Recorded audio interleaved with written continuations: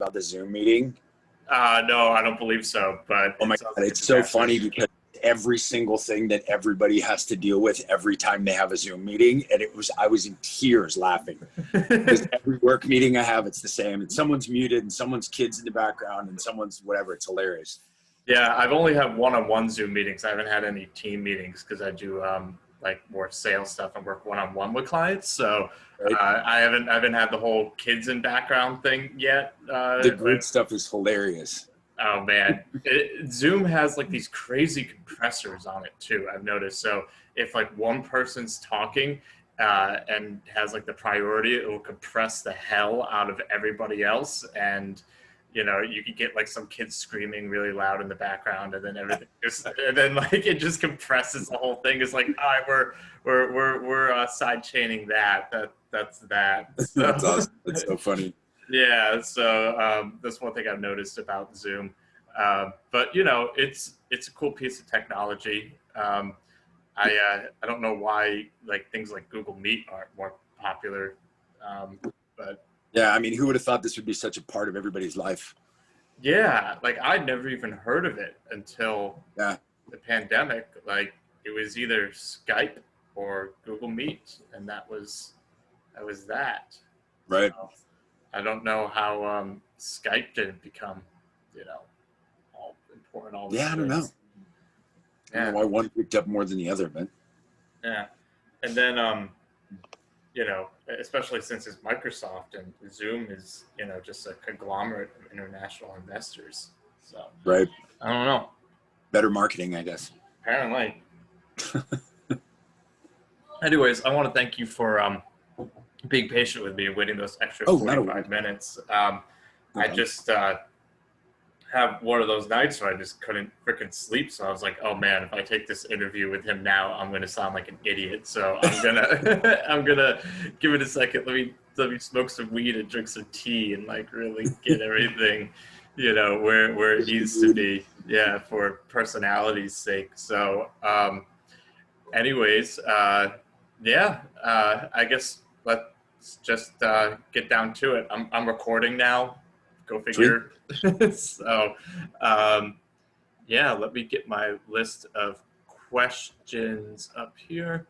And, you know, I'll ask some questions and then, you know, but I might start ad-libbing in the middle of it. So, you know, it'll be, and then all your quotes and everything will be paraphrased within it, more or less, to get rid of the ums and the uhs and, you know, the, you know, erroneous, just, you know, extra adjacent stuff that's added in conversation. So, you know, just by the way, when it comes out, you might be like, I didn't say exactly that. And it's like, no, you didn't. So, yeah, so just so you know. All right, so you ready? Sure. Okay, cool. So I think there's this perception that electronic music fans only like electronic music, and that it's a vapid genre with vapid molly crunching fans who are just there for the image instead of the music. Do you think there's like any credence to that? I mean, it can't be all phony because it's obviously, you know, anytime you've got an image like that, it comes from somewhere. And I think that it gets even more intense when you get to the kind of more underground genres. You combine that with the kind of this hipster mentality of, you know, I know something you don't know, and I know this artist you don't know. But I think the reality is that anybody who's in music kind of digs music no matter what. And it's a lot of it. And it's easy for people who are fans of it to divide themselves up. But I think the people who are in the music creation part of it they're much more kind of all over the place, enjoying all different sorts of music, and, you know, have really varying, diverse musical backgrounds for sure.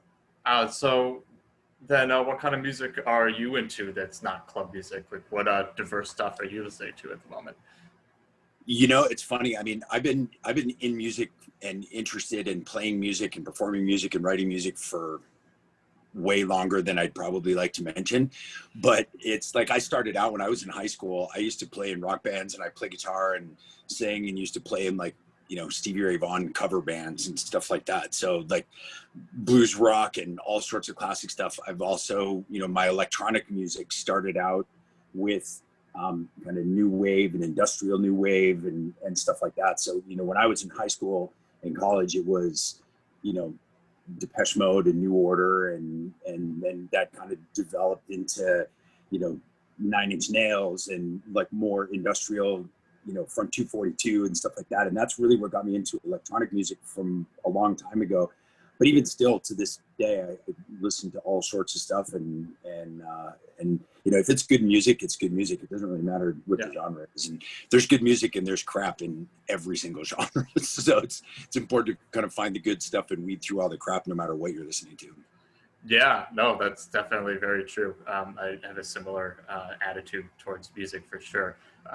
So, you know, you mentioned the industrial music and like the more new wave, you know, British new wave, post-punk sort of vibe. And then, you know, you mentioned Front 242, you know, German industrial music and stuff like that. When did like the dance music aficionado part of it begin? Like what inspired you to pick up decks and maybe like you know, sequencer back in the day? Yeah, I mean, I started DJing years ago, and it was something that I got into just because I enjoyed going to clubs. I worked for a long time for Club Med and kind of traveled all over the world. I worked for them for 11 years, and I lived in 16 different countries. And through most of the 90s, I was working for them and living and working in Europe. And so it's really funny because during that time in Europe, house music and techno music was the music. Like, what year is this specifically? This was from like, I mean, most of the 90s, like 92-ish through 98 or so. Yeah, but when like Black Box was like the hot thing on the radio, yeah, and all it's that sort of you know, stuff. well, and it's funny, House, that was kind of what Hacienda. made it cool. Yeah, for sure. And, you know, while my friends here that were my age kind of were all through the 90s being super into hip hop and stuff like that, hip hop wasn't really a thing in Europe because you had to be able to understand English to be able to get what was being said. I mean, it's, you know, it's spoken word, most of it. And so what was really popular there was stuff that didn't have lyrics. It was stuff that was, you know, there was groove based and rhythm based. And I remember going to, you know, to raves in Switzerland in the 90s, and it was like this 145 BPM, like East German techno that they were listening to. And it got me exposed to that when that wasn't even really a thing here outside of places like Detroit. And so the music had kind of come from here, went there, and disappeared here for quite a few years. And during those years, I was over there. And so then when I came back to the States and, you know, lived here ever since, it's been interesting to see it kind of resurge and become, you know, kind of find its roots back again in the States where it came from originally. Yeah, absolutely. It's actually been kind of miraculous. It almost seems like it's sorry about that. I just had to.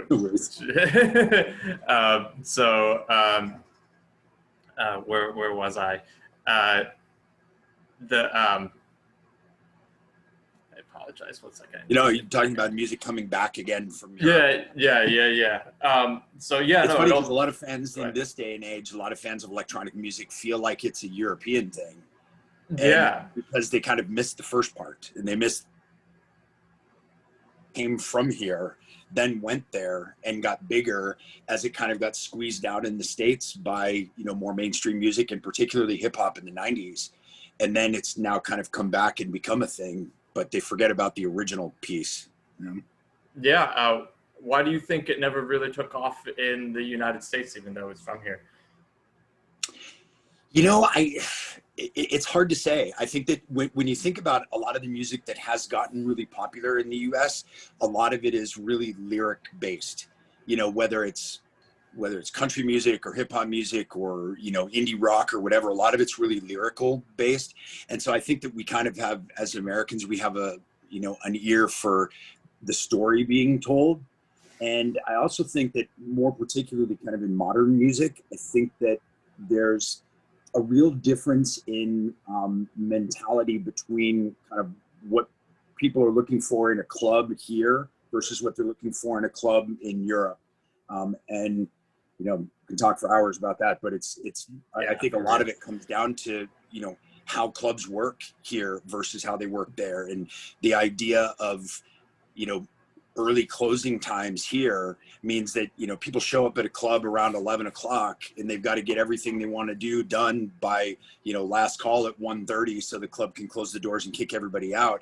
So there's this kind of impatience in the music. So it has to be kind of real hard, bang it out, get it done, and then go home.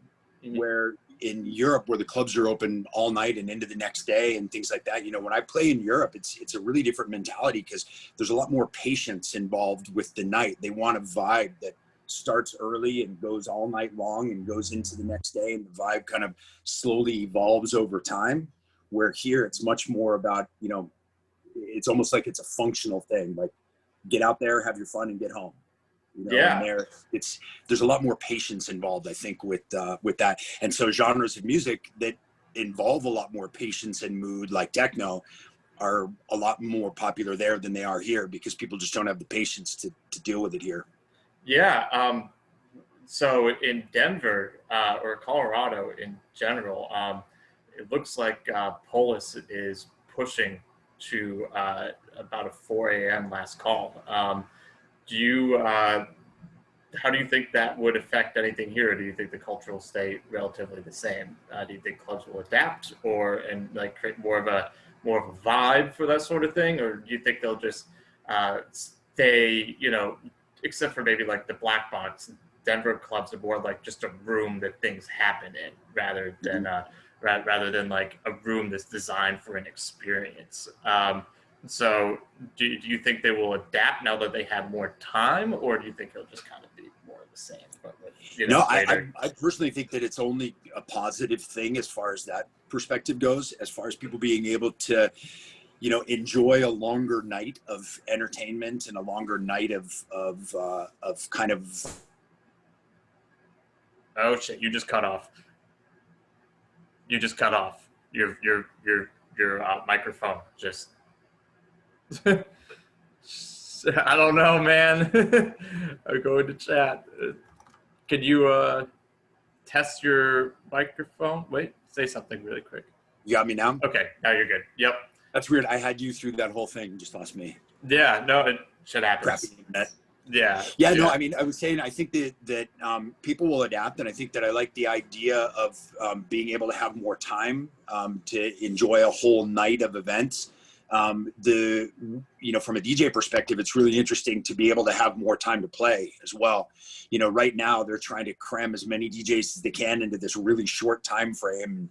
Everybody has a really short time slot, so you don't have a chance to really develop what you're doing. So the idea of having more time, I think, is great, you know, for everybody, for the listener as well as the performer. I think it's good. And, you know, from a bar business perspective, you know, obviously bars are going to like having more hours to sell, you know, so you can, you know, it can be more productive for them.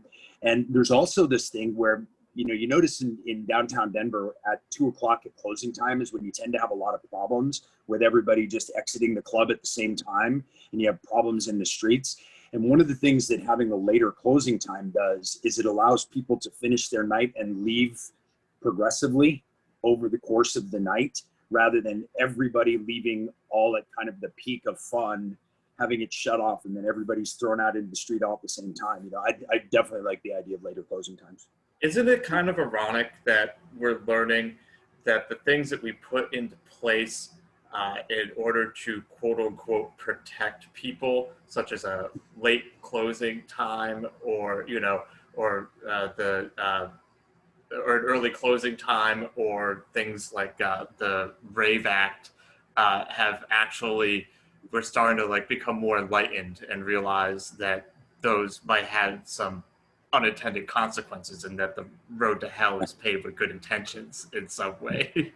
Yeah, I mean, it's funny. I think it goes to the idea that people have a problem with, you know, remembering history and what happens and repeating it, because if you look at things, you know, like Prohibition only led to, you know, problems within, the illegal alcohol industry, and it spawned the mafia and all that stuff. And then you have the war on drugs and all that stuff just created all these kind of other industries and everything.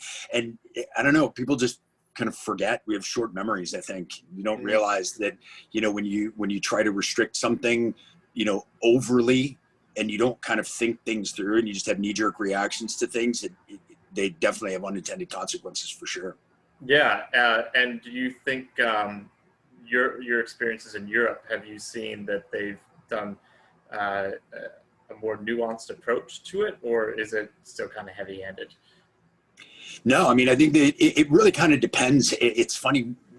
They tried similar things in the UK in the 90s, and it led to the same things that it's led to here. Their version of the Rave Act and things to try and shut down parties just made people go underground and have more parties. And so then they made it so that, okay, well, clubs can stay open, they can stay open later and do things. And it moved it into more kind of a more easy to regulate, easy to control way, rather than just having it be the Wild West. And, they've tried some things recently that have had the same kind of, reverse effects over there as well, shutting things down early and limiting certain neighborhoods and things like that. And it always ends up backfiring for some reason. Yeah, like with Fabric, there was that whole controversy. And, a lot of that, it seems like they know that this is going to be the effect. It's just that they are looking for that unintended consequence in some situations. Could be, yeah. Speculating, there's no way of really. It just seems like, are these people really that dumb, or are all those multi-millionaire consultants that they work with, thinking of something different? So yeah, I think that when you look at like what happened with Fabric, a lot of that was you can trace it back to gentrification. Like, you put a club in a neighborhood that's not a great neighborhood, and nobody cares, and they're like, yeah, stay open all night and play the music as loud as you want. And all of a sudden the neighborhood turns into a residential neighborhood, and people say, oh, I moved into this place with a club, and now I'm really upset that there's noise. And so part of it's that. And I think a lot of times you have politicians that have to cater to, constituencies that are worried about property values and things like that. But part of it has to be like, hey, this is, this was here long before that was anything. And so you moved into this neighborhood knowing that there's a large venue that's creating a lot of noise in that neighborhood. So yeah, the Morrison, Colorado effect as we know it. Oh, absolutely. Yeah, it's like you wouldn't even have a town if you didn't have Red Rocks, and now you're complaining about Red Rocks being too loud. Who do you think you are? Yeah, and it's funny because it's not unique to here. It happens everywhere. I mean, in Ibiza, the clubs there, back when Space Ibiza was still open and it was the #1 club in the world, they had a rooftop open air terrace. And if you're playing at the terrace at 11 o'clock p.m., they would turn the sound down because they had a noise ordinance. And it's like, this is Space Ibiza. This is the #1 club in the world. Yeah. Oh, there goes your volume. Sorry. Just wait a second, I guess. Oh yeah, you just froze. So hold that thought. I got you back, I think. Yep, there's your voice again. Yep, we're good. I'm sorry for having to interrupt your thoughts all the time. If I get my thought interrupted, I die like that, I forget everything. Oh, there you go again. Fuck. Yeah, it's probably my internet service. It might be me too. I'm actually not in Colorado right now. I'm in upstate New York, surrounded by cows. So nice. Yeah, so it could be me as well. I kind of, I know Denver, it has not the best telecommunications, but not at all. But by any means, but neither does upstate New York. It's not particularly a well-known technological hub. So, anyways, I think that the Ibiza thing is a good place to kind of like go back in time a little bit. You were playing. You had your Club Med thing going on, which allowed you to travel the world. And I know Club Med had a little bit of a reputation among like the people who worked for it and everything like that. So, you know, you're all a bunch of partiers and stuff like that. And, you know, you meet a bunch of interesting people. So, you know, what was the catalyst that allowed you to start getting gigs and all that sort of stuff? Because, you know, a lot of times, especially if you're like new to a country or something like that, or an area, the people there just don't really care, but you're able to be as just some American playing. Well, how did that start? And you know, it's funny, as boring and normal as it may sound, it's all about networking, just like in any business. It's, you know, a guy who knows a guy who knows a guy, and all of a sudden it's like, oh, hey, you know, this person booked me, I'll send them your name, or, you know, and that's how it's always kind of worked out. I mean, the shows that I played over there were all through knowing people and just being introduced to different people. And, you know, I would book somebody to play when I had a place, and then they would say, oh, hey, I know this guy who's over there, he should put this together. And as soon as you connect with that person, then you say, you know, you start to branch out and say, hey, I'm going to be in that area. Are there other places that I can play? Or are there other things that I can do? And they introduce you around. And it really is about connecting with people more than anything else. You know, it's very different than it is in kind of a local market. You know, like playing shows around Denver, it's about, you know, knowing people as well, but it's also, you know, you get a reputation in a certain small area, but it's hard to make that reputation spread. And then it just comes down to knowing people and getting introduced to people, making friends, really. yeah, what do you remember the specific moment where like there was like some sort of where all that networking kind of just coalesced and you hit like kind of that tipping point that allowed you to, you know, play, you know, the terrace of which club did you play in Ibiza again? I'm sorry. I played at Space, and I also played at Amnesia, and then a couple smaller places as well, Hush and Ocean Beach Club and things like that. Yeah. What was like, who did you like meet? Like, do you remember the moment when you were like, maybe you're on a beach or something like that and somewhere, and, you know, you're just hanging out with this guy and he's like, you know what, maybe you should come play Space. Like, how, you know, it wasn't quite that serendipitous. It was more, I met, I had a friend of mine that I've known for years, who's a DJ from England. It was also friends with these people who did boat parties in Ibiza. And they kind of started years ago with, you know, one boat once a week and kind of pulled this thing together, kind of like a small local party. And then they blew up to become like the premier boat party event, and they had multiple boats every day of the week and stuff like that. So we were talking about playing in Ibiza, and he said, yeah, I go and play with these guys, so let me connect you with them. And what was interesting was I got booked to play on their boat party. The company is called Pukka Up, P-U-K-K-A. And so I played one of their boat parties, and they did this thing where if the people would buy a ticket for the boat party, it also included entrance into Space Ibiza that night.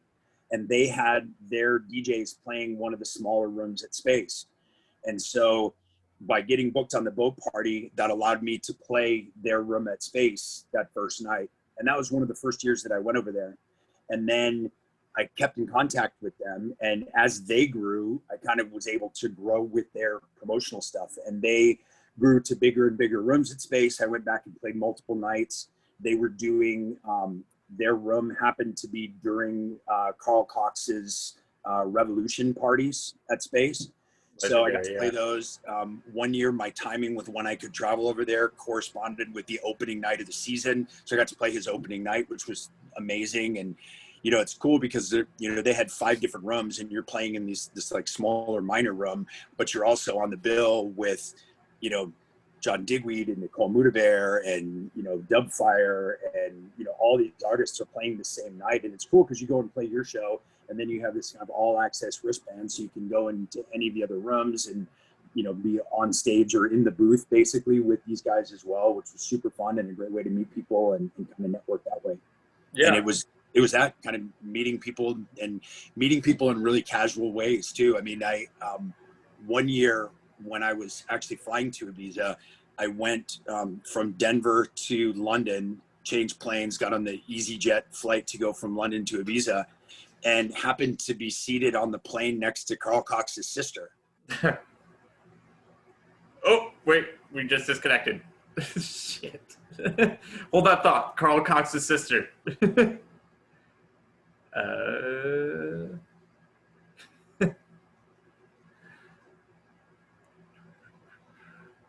Connect. Oh, there we go. You got me back? Well, yeah, we got you back. Did you lose me too at the still same time? You through the whole thing too. Oh, shit. So yeah, so I got seated next to Carl Cox's sister Pam, who it's funny because they look really alike. You can tell that they're related. Like they're. We were like, wait, are you Carl Cox's sister? Well, it's funny. We were talking, and she was talking about how she goes to Ibiza all the time, and she's super friendly and really nice. And and she was saying she was going to see her brother. And in the back of my mind, I didn't want to ask, but I'm sitting there, and I was like, oh, really? Who's your brother? But I'm thinking to myself, like, I kind of know who your brother is because you guys look so similar. And she mentioned, and I said, oh, that's really funny because I'm playing his night. And when I go there and in a smaller room, obviously, and she's like, oh, that's amazing. That's so cool. And maybe I'll see you there and stuff. And so when I finished playing my night, I went up, and the way they have this set up there is they had this big, massive stage. And the DJ booth was kind of the center front of the stage in the main room, but the whole stage itself was kind of this VIP area, but not American style kind of velvet rope VIP. It was basically all of his invited guests and friends and all the people playing. So our wristbands got us up into that area. So when I went up there, I bumped into her again because she's obviously there seeing her brother. And so we ended up hanging out and talking, and she introduced me to a bunch of her friends. And that it's like, it was just weird things like that ended up happening and connecting you to people. And that was how I met a bunch of other DJs that I would have never met because they were hanging out with her too, but she's always at his events. So that was how I got to meet Dubfire and Nicole Mudaber and a bunch that were also playing the same night. Do you think they sound pretty open and pretty welcoming of new people? Do you find that to be similar in the Denver market? You know, I think it's less about the market than it is about the individual people, and not to segment people again like we did when we started off this conversation.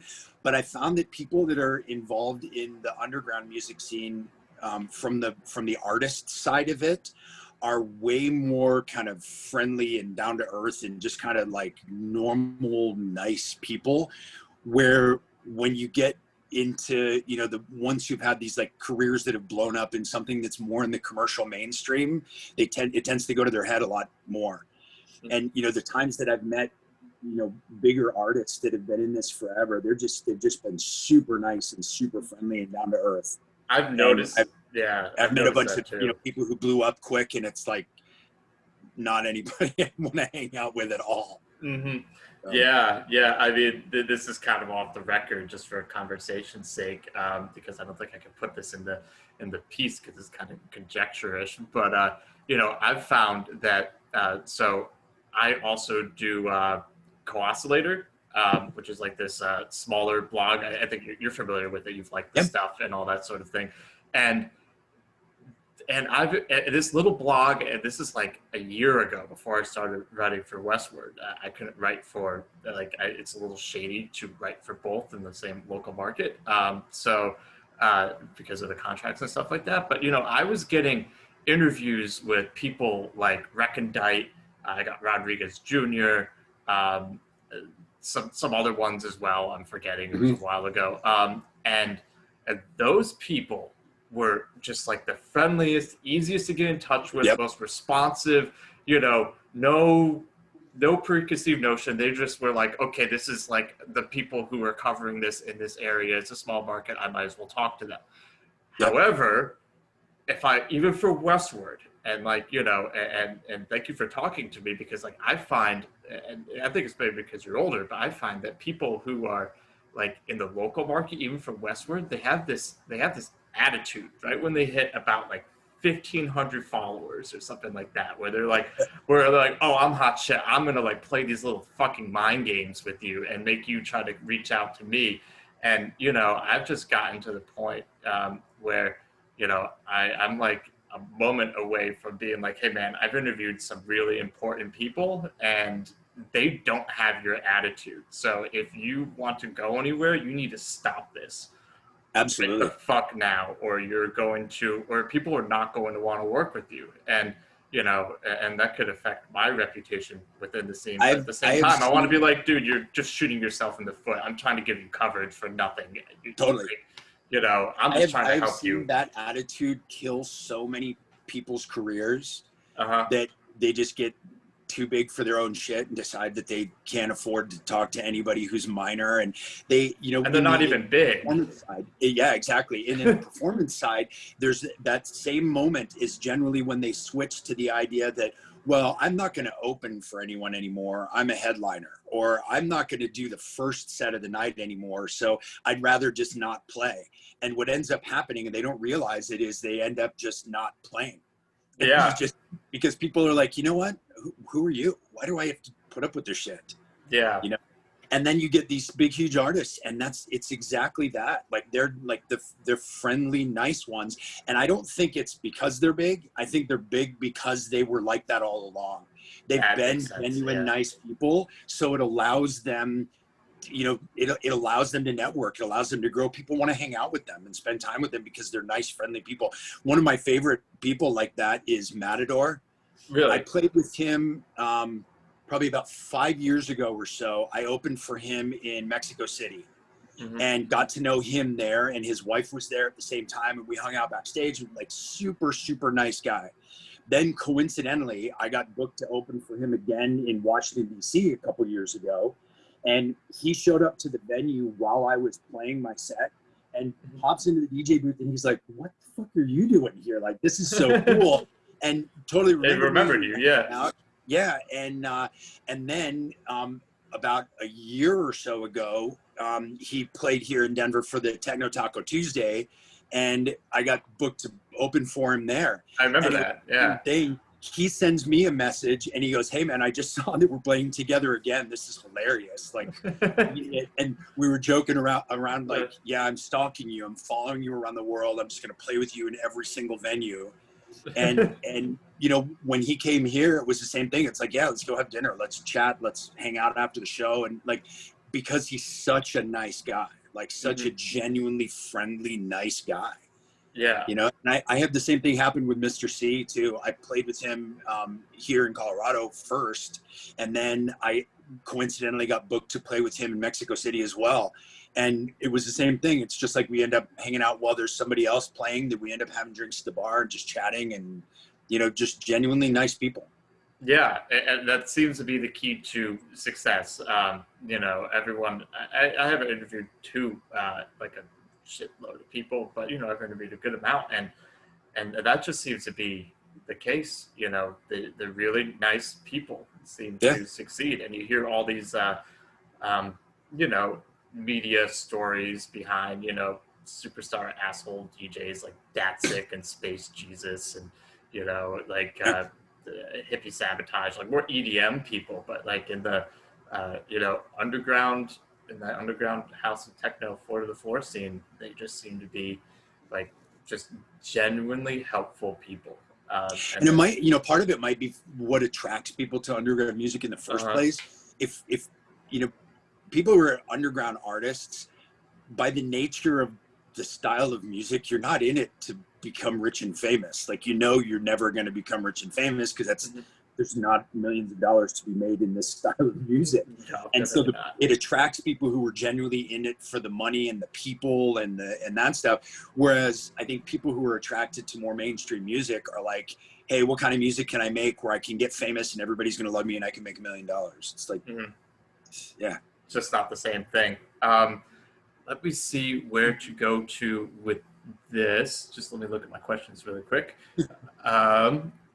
Because, you know, I need to get a little on track. It's something I kind of want to put in there, but I don't know if I get away with it because that's just so important. I think that's a really important thing that local musicians need to know, is that if you're helpful and not dismissive of people, you will go places. If you're dismissive of people, even like your fan, like, for instance, I know people who are, you know, they're just starting to come up, and, you know, and like I know them personally, and they're, you know, cool with me.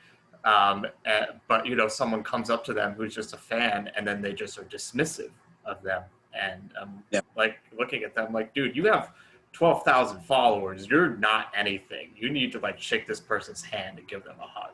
You're being a dickhead. Like, Well, you know, this it's is funny. not- It goes back to what we were talking about at the beginning, that it really comes down to networking. Mhm. And there's all these people that talk about how to network and what's the best way to network. And the reality is the best way to network is to just not be an asshole. Like, don't be an asshole, and people are going to want to talk to you. And That's they're the going to headline. the day, and, you know. Yeah, no, I think that's the headline right there. Eric Yeah. Bingham, if you want to succeed, don't be an asshole.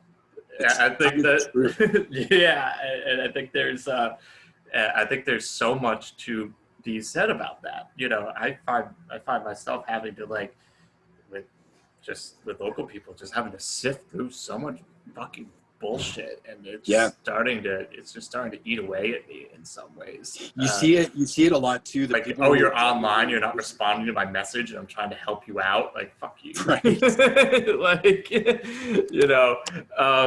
Anyways, so you you see were. that a lot. You see that a lot too in the production side of things. Uh-huh. That, you know, the people that are really good at producing music are generally really nice about sharing their knowledge.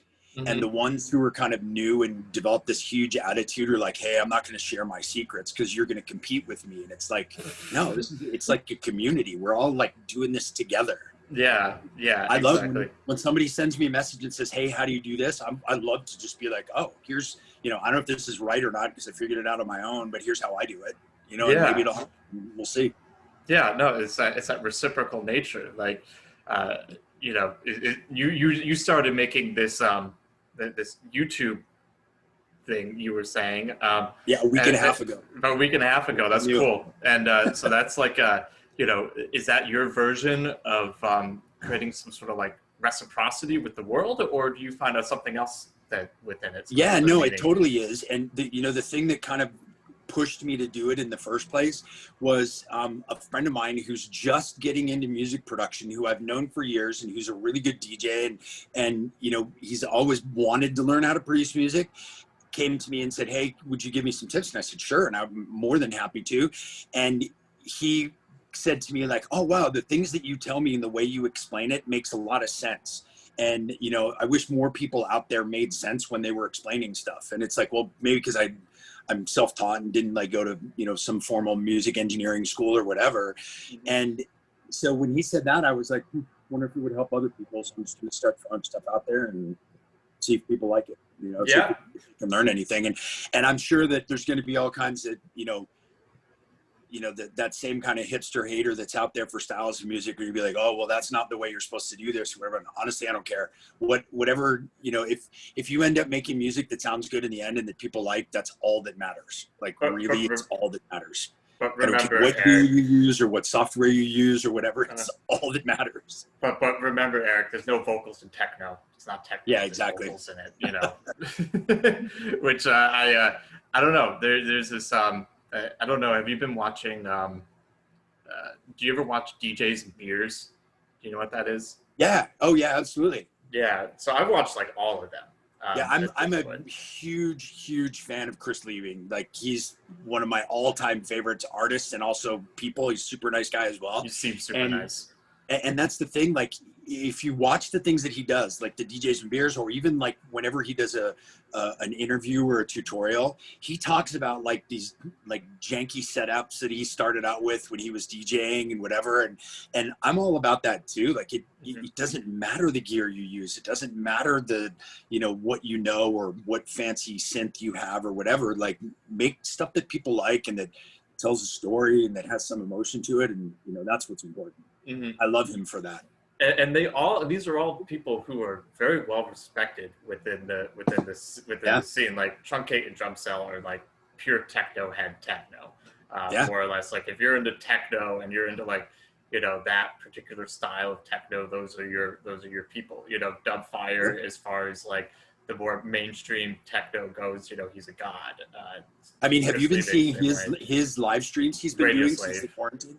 I don't watch them because I personally can't watch DJ sets outside of a club. I'd rather just be on my DAW making So music. check out Dubfire and just put it on like his background music. Mhm. He's been doing these live streams during the quarantine where he's live streaming purely reggae sets. Reggae, yeah, I'm aware. He's Yeah, super into reggae, and he's like, yeah, it's like, screw it. I never get to play this, so that's why I love the shows that I do, the weekly that I had before all this stuff at Barcelona, is because I generally do techno, but I love house music and I love deep house and I love classic soulful house music, and I never get a chance to play it. So it's like, well, I'm going to play here because I can play that stuff. I can play things that I really love and not have to worry about, oh, it doesn't fit with the night or it doesn't fit with the club or whatever.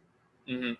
Yeah, no, like going back to what you said, like people who are into dance music, they're into a wide range of music. It's not just one. Yeah, exactly. One particular, sphere of sound, one particular niche. So let me see where I'm at. So you were doing a bunch of stuff around the world for Club Med for 11 years and everything. What made you want to come back to Colorado, where you grew up? Kind of that. I grew up here and I loved it here, and I love Colorado, love the state. I love the vibe of people here and the outdoors, and I love to ski, I love to hike and mountain bike, and so this is, of all the places I've ever lived, this was kind of the only place I could ever see myself finally settling down. So that's what we ended up doing. Nice. And did you pretty much just get right into the swing of things with DJing here, or was there like a build up, since this was bass music land up until it seems like 2010. So yeah, it's funny because I didn't DJing, I started years ago. I started like when I was in college, but it was always just kind of something I did for fun on the side, and continues to be something I do for fun on the side. And so when I came back, I didn't really have didn't have the time for it. I was doing other things and settling down and kind of starting family and work and stuff like that. And then eventually I was like, I really miss this. I want to get back into it, and started DJing again and started making music again, and it just kind of grew. And I think one of the biggest things that was a real catalyst to it was when we opened up Absinthe House in Boulder, which was I remember that place. Yeah, so I was a partner in that place, and I was the general manager there. And I had been in hospitality for years, and that was that was what got us into that. But one of the reasons why we did that concept there was because of my background in music and what I really love to do, and wanting to kind of do something like that in Colorado, and particularly in Boulder, because there wasn't really anything going on in Boulder other than bars and Z2. And yeah, and so we getting that started, it kind of reopened a bunch of doors and reconnected me with the local scene and a bunch of local DJs and people that I've been friends with now for 10 years plus. Because of that place, it kind of connected me with them. And like Andre Orcutt, for example, with Punchies, he was a student at CU when I opened Absinthe House, and I was one of the first people to book him for a gig in public. Really? And then he played over the years and got bigger and started doing Punchies. And then I, got away from Absinthe House and did other stuff, and we have stayed in contact and reconnected. And that was how I got to be part of the Punchies group, was through that. But it was kind of a backwards way to do it.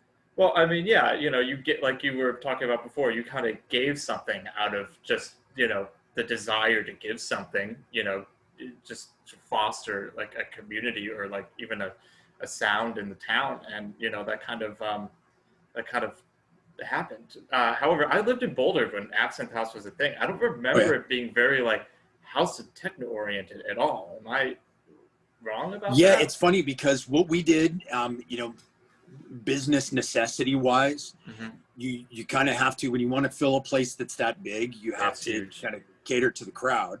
And so what we did is we did different things on different nights, and we were obviously really known for the Thursday night, DJ Petey and super commercial night, and that was definitely our biggest night of the week. But we always had a second room that was back behind the main stage, and that was always house and techno. Really? And then we had the rooftop, and on the weekends we were always doing house and techno. And then this was in like 2010, 11, 12, when EDM was just becoming a thing. Like it wasn't even really a mainstream thing yet. And our Friday nights were always EDM nights. And the idea was that that was more on the cutting edge of dance music. And so we were trying to push that. And, you know, unfortunately it's hard to fill when our big joke was something that has since become a meme, which I think is hilarious. That was, you know, we were playing everybody's favorite song months before they knew it was their favorite song. And unfortunately, there's no Say money that in with that. your fedora. Yeah, exactly. there's no money in playing something that people are going to like 6 months from now. So it made it a bit of a challenge. And, you know, obviously Thursday nights that became really the image of the place. And we were doing way more house and techno than we were commercial music, but they weren't as frequented those nights, you know, because like you said, that was kind of bass music was the king of the earth at that time. And Boulder was the dubstep capital of the world. So yeah, kind of hard to compete with that. But, you know, we had at that time, I had, Andre was playing all the time there. Fiat Lux was playing all the time there. Greenie was playing all the time there. All the Elements guys that then we all kind of developed on the Punchies crew as well. We're all playing there at that time. JCO played there. Option 4, it was like his first gig that he ever played in Colorado was at Absinthe House. Huh. We had Oscar L headlined there. We had all of this stuff, and it kind of flew under the radar because people were like, who? Yeah, You know, I don't remember it being promoted. This isn't Pretty Lights, so we're not into this. And it's like, okay, well. Yeah, I mean, I was looking for that stuff. Like, I was all into, you know, Communikey and everything back then, and it just, and I just never. I don't know why I didn't notice that, because I always remember going to Absinthe House, and, you know, no offense, to be like, wow, this venue's wasted. is all I can think, and you know, that kind of, and I think that's just a location. You know, that's very much a spot where, you know, a venue exists for like 4 years, and if you make it beyond 4 years, like, yep. Wow. And our thing was that we were really trying. Yeah, and what we were really trying to do, and unfortunately didn't work out as well as we wanted it to, was we were trying to use that kind of commercial side of things to open people up to newer music. And so that's why we always had it as a second room. It was, you know, we kind of like the model of what Beta was doing at that time, where they had much more kind of bass music stuff on the main floor. And that continued all the way up right until they closed. I mean, the Friday nights where we were doing the Punchies nights in the lounge was their bass music night on the main floor. And it was the idea that you would get some of that spillover and help people kind of dig deeper. You know, for me, I've never been one who's really down on, you know, EDM and commercial music. For me, that's kind of the gateway drug. That's what gets people in the door. And then you get bored with it. And so you decide to dig deeper. And then you get bored with that and you dig deeper. And you move from super pop music, you know, to a little bit lesser pop, to a little bit more crossover, to a little bit more underground. And eventually you find these sounds that you're like, wow, this is really amazing. Yeah, no, you're speaking to the choir there. Like, I was, you know, there was 31 now, and when it was 2007 or something like that, that's when Daft Punk, you know, played their Alive tour. And, you know, I've been to Daft Punk before that. Like, I was into, you know, older rave music, like, you know, Zombie Nation and, you know, that, you know, Ferry Corsten and, you know, all that sort of stuff, your Kernkraft and all that sort of stuff growing up. And, you know, but EDM wasn't really a thing yet, but that was very much like the EDM of the time, you know, when you think about, you know, EDM, you know, the Europeans were just calling that Dutch house or trance at the time. Right. You know, what it was to them. It wasn't EDM. EDM is very much like an American branded thing that's kind of. You mean back in the old days when EDM actually meant electronic dance music, and it was all of it. All of it. It wasn't just one little subgenre that it became, you know, and appropriated the name. Cakes and some more helmets. So costumes. Yeah, no, it's a weird transition, but you're right. It's absolutely the gateway drug, and it seems like everything's kind of kind of moving in that direction. What do you think that, because you ran a venue and you know, played some of the best clubs in the world, and, you got to see like a smorgasbord of stuff just by just sheer, circumstance of your job and everything. What would you recommend that clubs and promote? What would you like to see more? Not recommend, but what would you like to see more here? From the club standpoint, From promoters, from just like the scene in general. Let's just make it.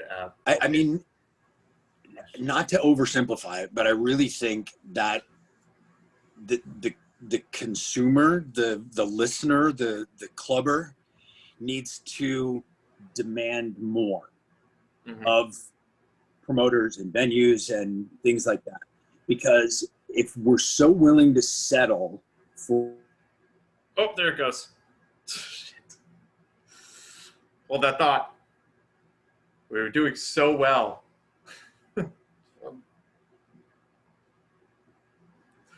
I'll give you a thumbs up when we're good. Just keep on. There you go. I got you back. Okay, we're good. Okay, sweet. It's so funny how it fades in and out like that. Yeah, I love that you're just like you're on it though. Like the second that it gets cut off, you seem to come right back. So like with your thoughts. So you were saying holding people accountable. Yeah, it's just, and it's not even really accountability. It's more just like demand more.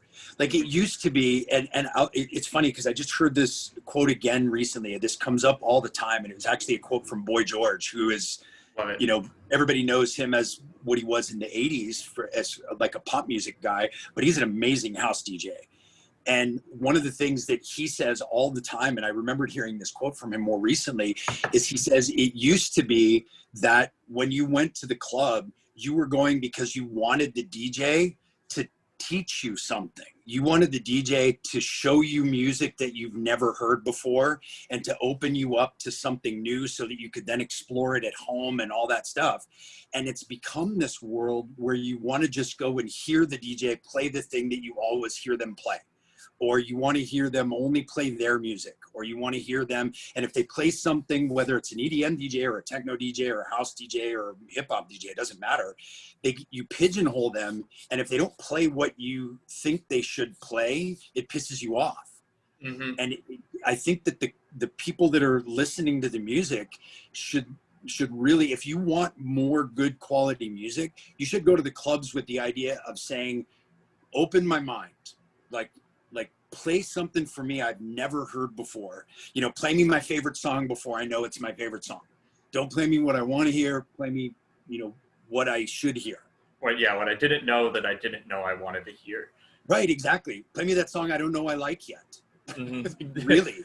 Yeah. And if the people going to the clubs are asking for that, promoters will respond, because I don't fault the promoters or the clubs for that. I mean, having been on that side, you have an investment in it. You have to make money off of it. You have to pay your rent and keep your doors open.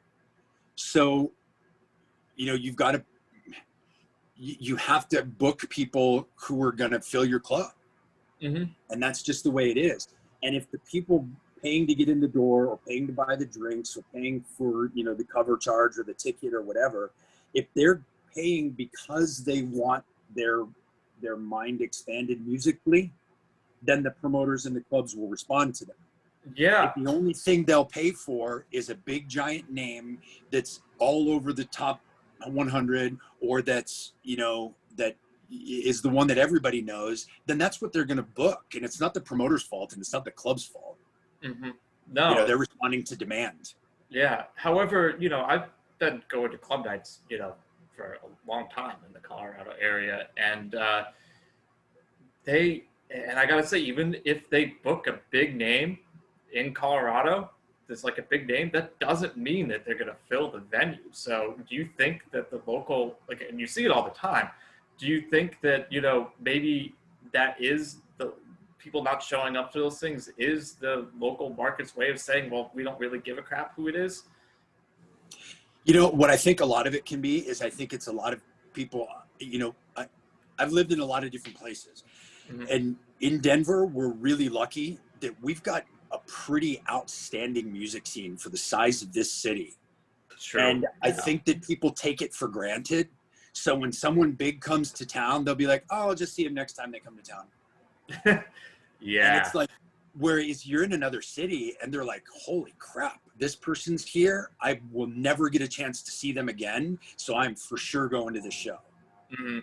And here it's like, I remember there was a week this past year where when you looked at who was playing over that weekend, it was like, from just in the kind of underground techno house world, there were like 6 artists over a 3-day period over 5 different venues playing just in one weekend. Yeah. And it's like, people here don't realize how rare that is. Yeah. To have all those opportunities, you know? It's expanded significantly over the last year. I mean, I put together concert calendars for Crossolator since it began. That's been its thing. And you can see where you can legitimately see where it starts getting denser. Like, I stopped making the banners. I used to put them on banners, and I just put them in the event section since Facebook added that capability. But I used to make these banners, and you can only fit so much on in the format that Facebook allows. It's like 800 by 300 or something like that for the perfect size banner. And it went from me, when I started out, pretty consistently putting, like 6 or 7 events on there, and I had it in like 25-point font. All right. Yeah. By within a year and a half of me doing it, maybe only like a year, there was it got to a point for like weeks straight where my point font was like 10, 9.5. I remember with like those, that. There was a moment where you switched over and you started only putting like ones that had local artists or like people who were producing as well or something, and you switched because you had to limit it down. I remember that. Yep. And that was exactly the reason why. Also, thanks for realizing that, but I was super, I'm also kind of biased in some ways. Obviously this isn't going in the article. I love DJs for sure. I love going seeing a good DJ at a club as much as the next person. I've seen some great DJ sets where they made no music at all, but I don't believe that those are going to be the people who are evangelize the scene. And there's so much noise out there that I would rather put the producers on it. And for me, that's always been there's 3 different people. There's a person who is a phenomenal DJ. And, when you look at people that are in the kind of like scratch DJ world and things like that, I mean, they do stuff that I could never, ever do. No, and then you have DJs musical. Who are phenomenal DJs like Carl Cox, for example. I've seen Carl Cox play 10-hour sets where he didn't lose a single person from the dance floor in 10 hours. That's amazing. Because he's so good at manipulating the room and playing like driving techno for an hour and all of a sudden throwing in some like 70s disco a cappella, and the crowd goes crazy because he knows what the crowd needs. Those are DJ skills. Then you've got the production skills. That's a totally different world. And then you have those rare people who are really good at both. And for me, it's 3 different sets of people. And I have DJs who I love who aren't producers. And I have producers who I love who aren't DJs. And then there's people in the middle as well who are good at both, who I also really love too. Yeah, no, but really different skill sets. They are very different skill sets, but not totally dissimilar from each other. In the same way, they all use filters and equalizers.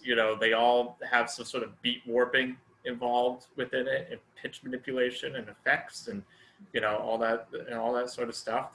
And I think there's something to be said when you're in the production world. If you're producing music to be played by DJs, there's something to be said for being a DJ as well, because what is going to be helpful to that person. Like in the end, when you're DJing in a club, every song is a tool, and you're using it to get a reaction out of the crowd, whether it's to settle them into a vibe, whether it's to get them to throw their hands up and scream, whatever. You're using those songs as tools. And when you're producing songs, a lot of times you can be like, wow, if I did this here, that's going to help when you do this in the club, or this song is going to fit really well in this particular part of the evening for creating this particular kind of vibe. Yeah. And so there's part of it when you're doing that, unlike producing pop music where you want things that people can sing along with and then have a catchy hook and they're going to hear on the radio and go turn it up because they love that song. When you're producing music to be played in a club, it really helps to know how that music will help the person playing it, you know? Mm-hmm. Absolutely. Yeah, no, I do know. It's there's something to be said about that. And you know, and they all have their place within the dance music canon. For sure. You know, are there any you were talking about you know, artists who are, you know, where they're good at both and that they also like, you know, do that Boy George thing where they are there to show people a new experience. Are there any local DJs and producers or whoever who you think do you know, do a good job at that? Anyone You know, I would say specifically within the techno side of things, most of the people who are doing that locally, I would give props to for that. You know, one of the things that I have always loved about being part of the Punchies group is that everybody who's in that is just really into it for music, really love the music. And no one's out there going to be like, okay, I'm going to, you know, pull these songs off of the Beatport Top 10 and I'm going to play all those songs. Everybody in there is like, I'm going to find something super cool and a really fun way to kind of break it down and loop it and play on multiple decks and play something that no one's ever heard before. So you have, you know, I could think you could take anybody from that group of DJs and I would put them all in that realm. Yeah. You know, and you know, I think that in the kind of house and tech house side of things, it's funny because a lot of the ones who are really good at that locally aren't playing a ton locally. They're playing other places, which is like really JCO funny. and Ben I was absolutely going to name and them like next. all of the Moody people. Yeah, no, it's true. Yeah, and you know, JCO and his brother and Ben. Ben A and a lot of these guys, they're great at what they do. They're fantastic producers. They're really good DJs, and they just don't play here in Denver just because, I don't know, everybody here in Denver either wants to see some huge name or not actually book a local or book an artist that's really good, and they want to book somebody who's like just getting started. Or cool, they, that's great too. Yeah, and they also book a lot of people who are just like, you know, this isn't going in the article, but they also book a lot of people who are they're just like they did some sort of, they're not necessarily in it for the music. It seems like they're in it because they could bring out a bunch of people, like, you know, there's some groups that, you know, who promote here where you know, not going to name names or anything, but you know, they just, you look at the people on the bills and it's like, what are those people really contributing to the conversation, you know, at the end of the day, besides, you know, feet on floor. So I don't know. It's cool that there's that the funny thing is I know exactly who you're talking about without naming names. It's so funny. There's no reason for me to name names. It's super obvious. You know, it's that you know, it's a tech house one, and you know, it's that sort of, you know, that sort of thing in a lot of senses, and it's really funny because, you know, so, you know, with Co-Oscillator and everything, I can look at the demographics for, you know, who subscribes to it and stuff like that. It's 76% men, and all of them are DJs. Like, you know, you go to I don't know, do you ever go to, like, it's not my thing either, but you ever go to like any jam band shows or like or even bass music shows, and it's like 50-50? Do you, like, you know, it's like pretty, it's like there's fans there, there's multiple different ages and different sexes and genders and all this sort of stuff. Do you think there's anything that gets pulled from that we could, that the you know, house and techno 4 to the floor scene can learn from other successful promoters who've really captured the attention in an underground scene here? You know what's really funny is that when you look, you know, not to get too awful like grumpy old man here, but when you look at where everything, when you look at where everything came from, and you look at where techno music and house music started, the roots of both are deep in the heart of the gay club scene, of the Latino and African American club scenes. That's where they came from. That's the roots of it.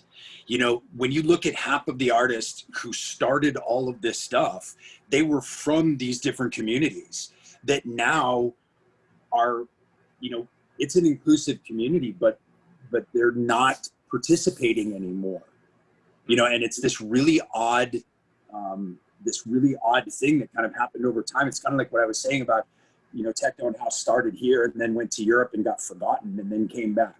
Well, techno and house music started within, these gay minority communities, got away from that and hasn't really come back yet. I mean, the scene is still there, but the fans haven't really come back yet. Yeah. And it's really interesting to me that you don't see the diversity at techno and house shows when those are genres of music that are born of diversity. You know, much more so than a lot of other styles of music that are way more popular and way more diverse. Absolutely. And it's always been just a weird thing for me, and I don't understand why. You know, I just don't understand if it's just maybe people forgetting or not connecting or whatever. But yeah, it's interesting.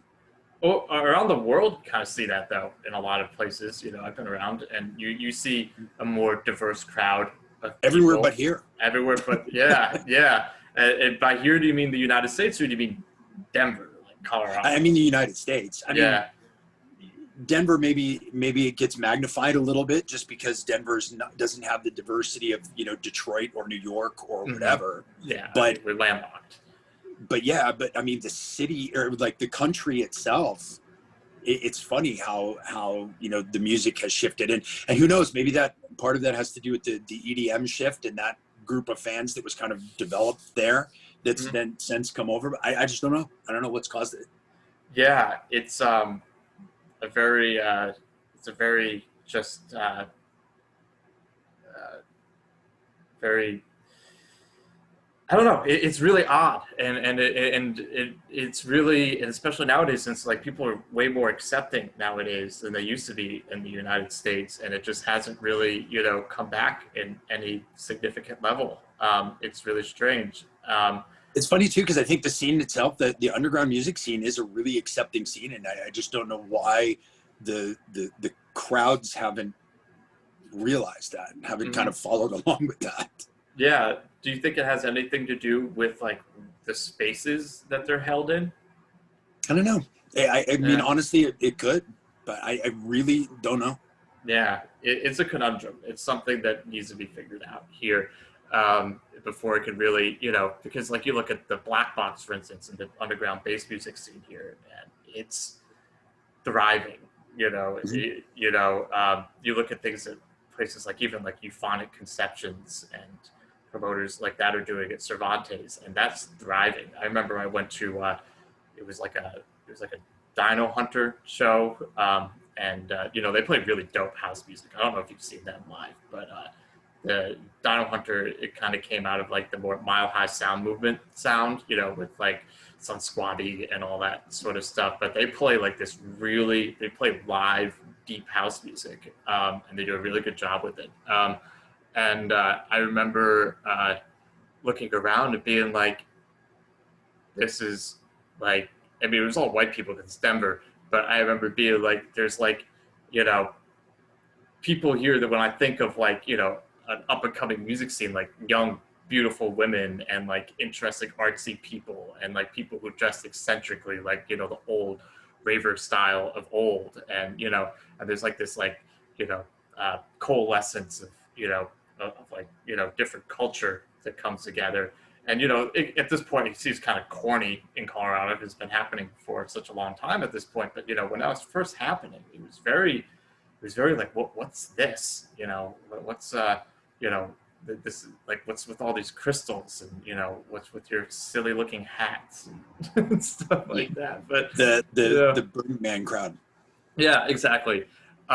So I guess you know, so we talked about the past and like DJing and everything, but like what's been going on with like you like during COVID, and like you had a little brush with mortality recently, you were saying, and you know, how do you like how were you adapting to this whole this whole craziness that's going on, you know, in everyone, your life and everybody's life at the moment? You know, it's, you know, the brush with mortality thing, that was, you know, it's kind of obviously something hard to adapt to, and you don't have much choice in the matter. What was interesting was, because of that, and because of the chemo treatment that I went through and stuff like that, I was basically home, other than very few little random trips out for doing things, for like 3 months. And then I got to the point where I could be like going out and like for short amounts of time. And I did that for like 3 months, and then COVID hit. And so for like the last year, I've been inside like for like the whole year, it seems like. But fortunately for me, I'm, you know, I love my time at home. I'm very much a homebody, love to spend time at home with my family. And I've got, you know, I am very much a studio nerd. Like when I don't have something to do, I'm making music, I'm playing music, I'm, you know, doing something. It's funny, if you, here, I'll show you under where I am. This is like our basement of our house, but I have decks set up here, and I have my synth here, and I have stuff here. Like most of the time, no matter what's going on, you know, even when there's not a pandemic, I'm spending my free time here anyway. So that didn't shift all that much. I have found, you know, my day job work, I work from home as well. But a lot of it, I was on site with clients, and now I've been doing a lot more from home, which hasn't been that big of a shift either. So it's been a positive thing. I mean, I love the extra time to be able to spend on music. I've produced more music in the last 5 months than any single period in my life, and it's great. It sounds great, and you know, it just comes down to what you do with the time, I think, more than anything. And did you find any sort of like were you producing more when you got like throat cancer as a distraction, or did that kind of like overshadow it at the time, or was that like, was there some sort of did you find any salvation within that? Or, you know, definitely. I mean, for sure, listening to music and making music puts you in a different place in your mind. So it definitely helps as kind of a distraction and kind of a pick-me-up during that as well. Unfortunately, during that process, it kind of sucks your energy a ton. So I didn't have a lot of time to be able to focus on music during that. But I found that afterwards, you know, now that, you know, I'm past my treatment and I'm feeling much better and things like that, you know, having a different perspective and looking at, you know, appreciating the time to spend on things and appreciating creating stuff is just at a totally different level now than it was before. You know, I've always enjoyed it, but there's just much more appreciation for it now. You know, having the time and having, you know, still being around to be able to do stuff is amazing. Yeah. Did it, you know, since it was, you know, correct me if I'm wrong here, I'm going to be speculating here, and, you know, I'm sorry, but like, you know, since it's throat cancer is sometimes, people might have the stereotype that is, might be related to, you know, a clubbing lifestyle or something like that. Was there a connection between that, and did that like kind of change your outlook on the whole thing, or, you know, am I just totally just reaching out of thin air, just being an asshole? Yeah, no, I mean, you know, totally happy to talk about this too. So there's two main types of throat cancer right now. One of them is basically from smoking and, you know, tobacco products and things like that. And that's kind of been the most traditional form of throat cancer for years. Very high mortality rate, and not many effective treatments for it. The other one that's become much more and more popular, more yeah, prevalent, it's like EDM of cancer. everybody's got it. Yeah. It's become much more prevalent recently, is caused by HPV, Oh, which really? is, yeah. And that was actually what mine was. And I learned a lot about it over this whole process. Basically, I found out from the doctors that 80% of people in their lifetime, men and women, are going to have HPV at some point, and your body generally just clears it out within a year or two. Mm-hmm. And it's just one of those things, you have it, it goes away, and you never even really knew you had it. And in about 2% of people, it sticks around in your body and develops into cancer.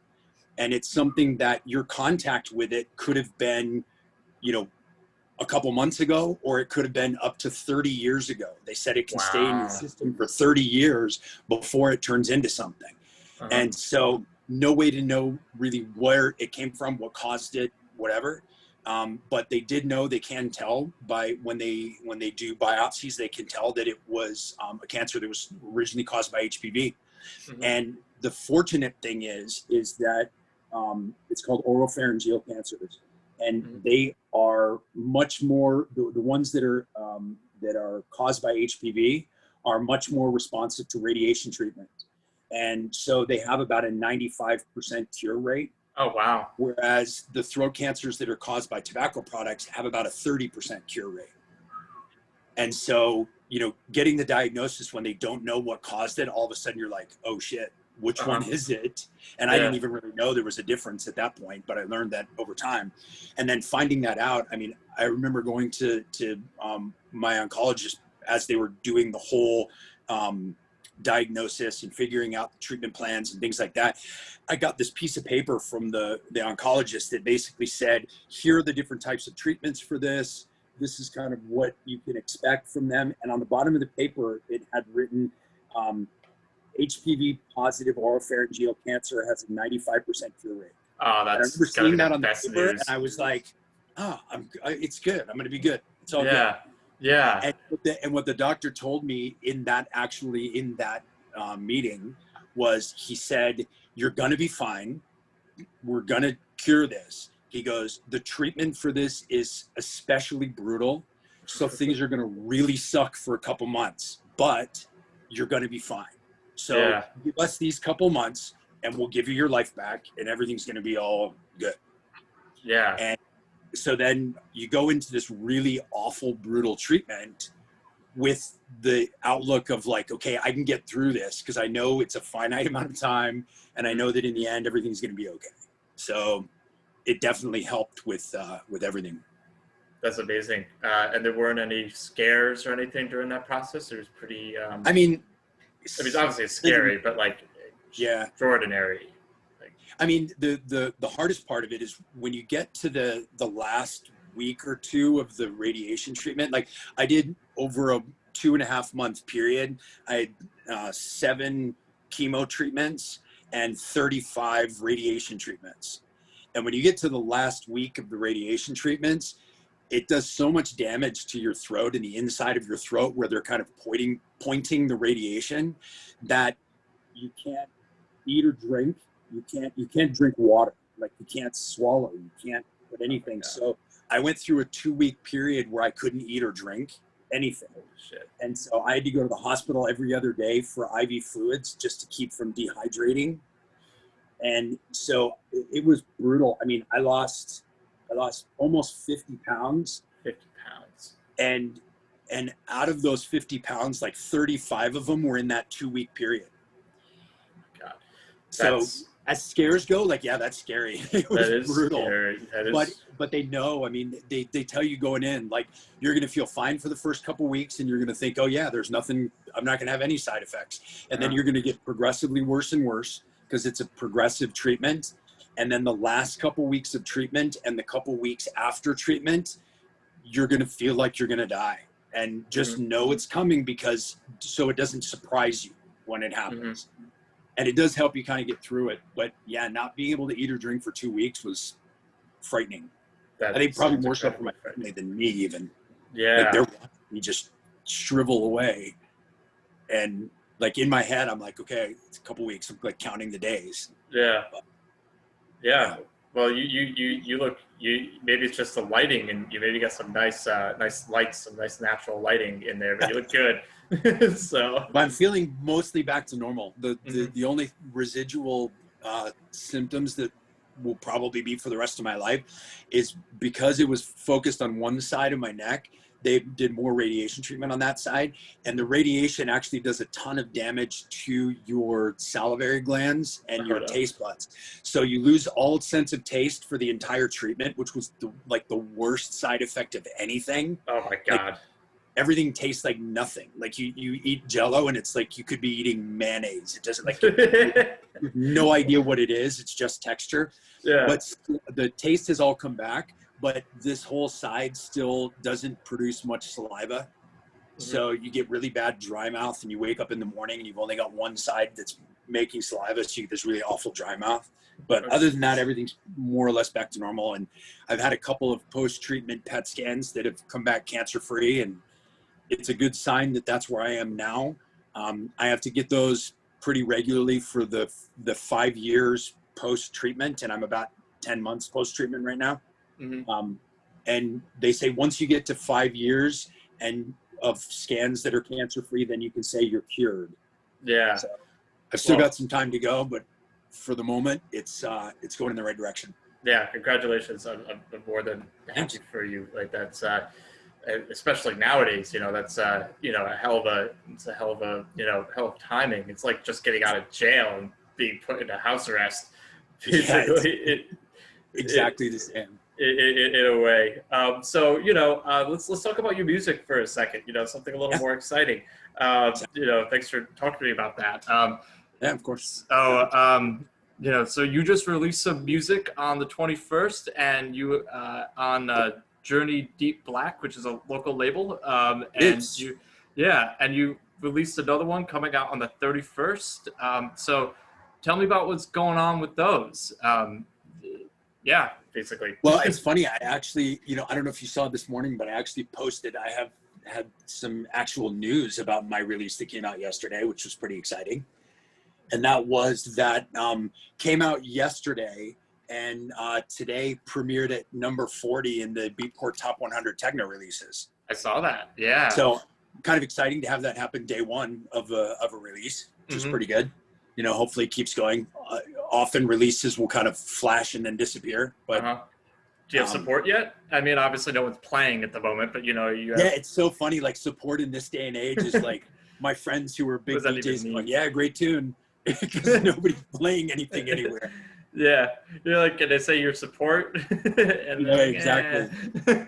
That's cool. But that's still, top 40. That's Beatport isn't what it used to be, but still, first day in, that's amazing. And I hope it. Yeah, what's interesting about Beatport is that there's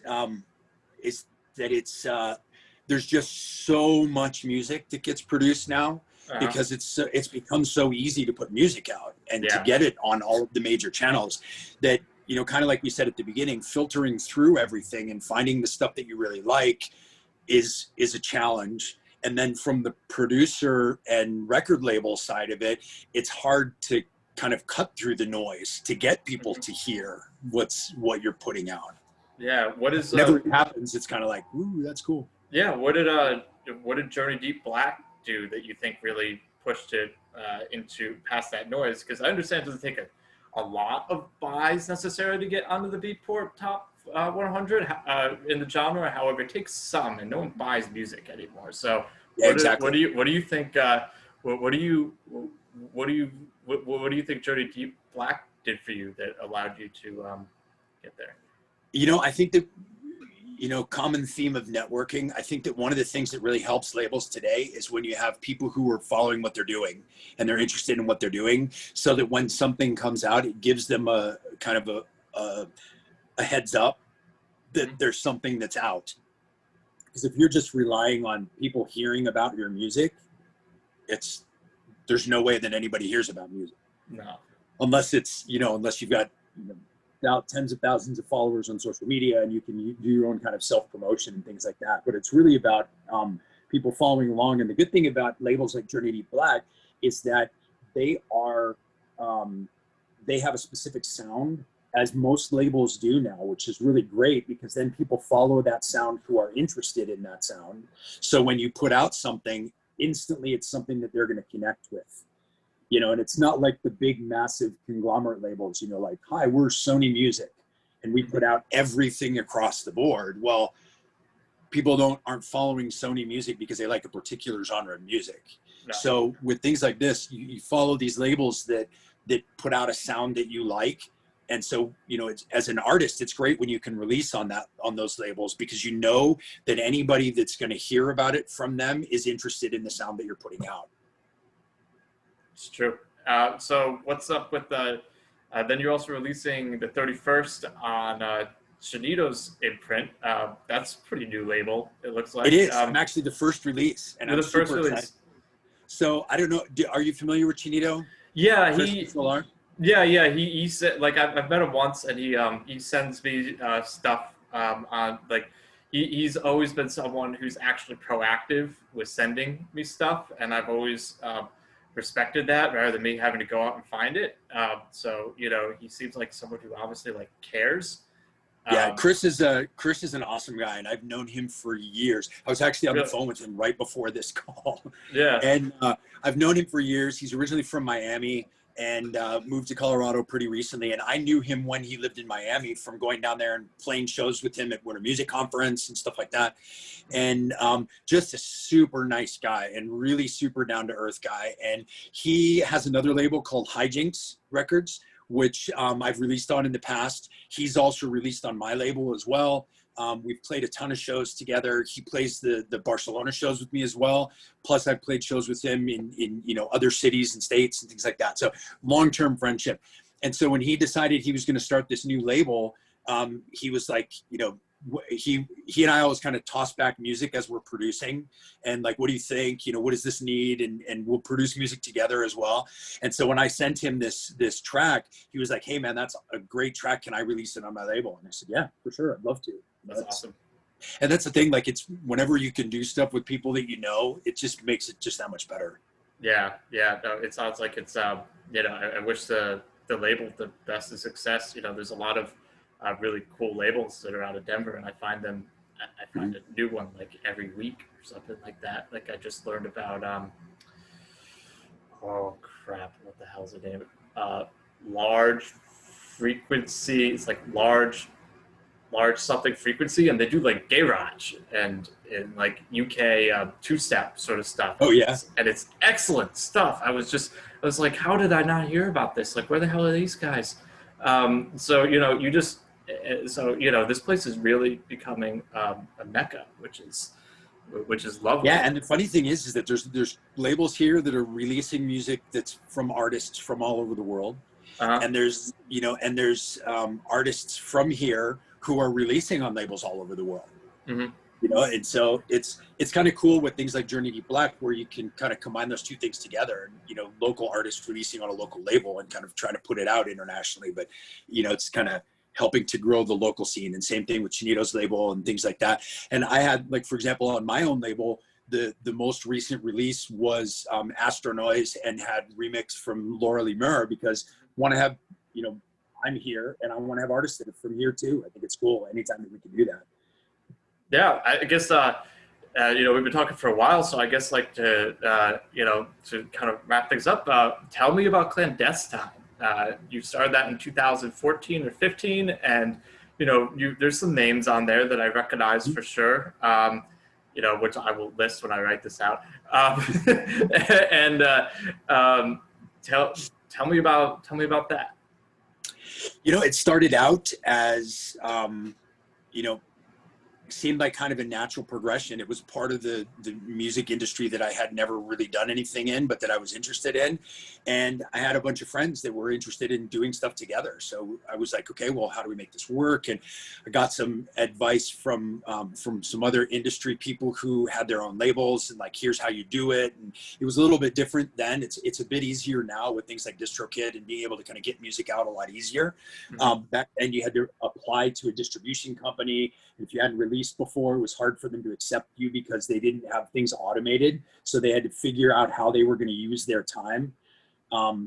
I got in with a distribution company that unfortunately the company went bankrupt and tied up all of my releases and my label contractually in their bankruptcy proceedings. And so I had this big gap of time where I couldn't even release music on the label because it was all tied up. And then I want to say about a year ago or so, something like that, year and a half ago, that got released. And so I was able to switch distribution, switch over the whole catalog to the new distributor so it could be back out there again, and start releasing music again. So I did that. That's amazing. Are you saying that like you had an exclusive with them, or anything that comes off your label has you pay some sort of, mechanical to them or something like that? Yeah. So basically with the distribution channels like Labelworks and like the bigger distribution channels, you basically do an agreement with them for your label. They're the ones that do the distribution. So you upload to their system and then they put it out on Spotify and Beatport and iTunes and everywhere else that they're distributing music, and TrackSource and Juno Download and all the other ones. And for doing all of that distribution work, they get a percentage of the sales. And then, they also market as well. So you get part of the marketing for there. They're the ones that help with getting, features on Beatport and features on TrackSource and things like that. They kind of help you do that stuff. So it's a bit of a different way to do it. It's kind of a marketing channel more than anything else. And a distribution channel. It's a little bit more the traditional way to do it. Now there's a lot more direct ways to do it with things like DistroKid or with Bandcamp or things like that, where you can kind of just sell your music. But the reality is that for people like me, it was never really about selling the music and how much money do you make off the music and how can you become a millionaire by selling music. That's just not possible in this day and age. No. So it's more about getting your music seen and heard. And you can't really do that as easily when you're just counting on your own social media reach to put stuff out. So having the broader reach of something else just makes it easier. Yeah. It's kind of like YouTube. I could post videos of myself on my own personal website and no one will ever see them. Or I can go through YouTube and people will see them. Yeah. It's kind of YouTube's amazing, and there's and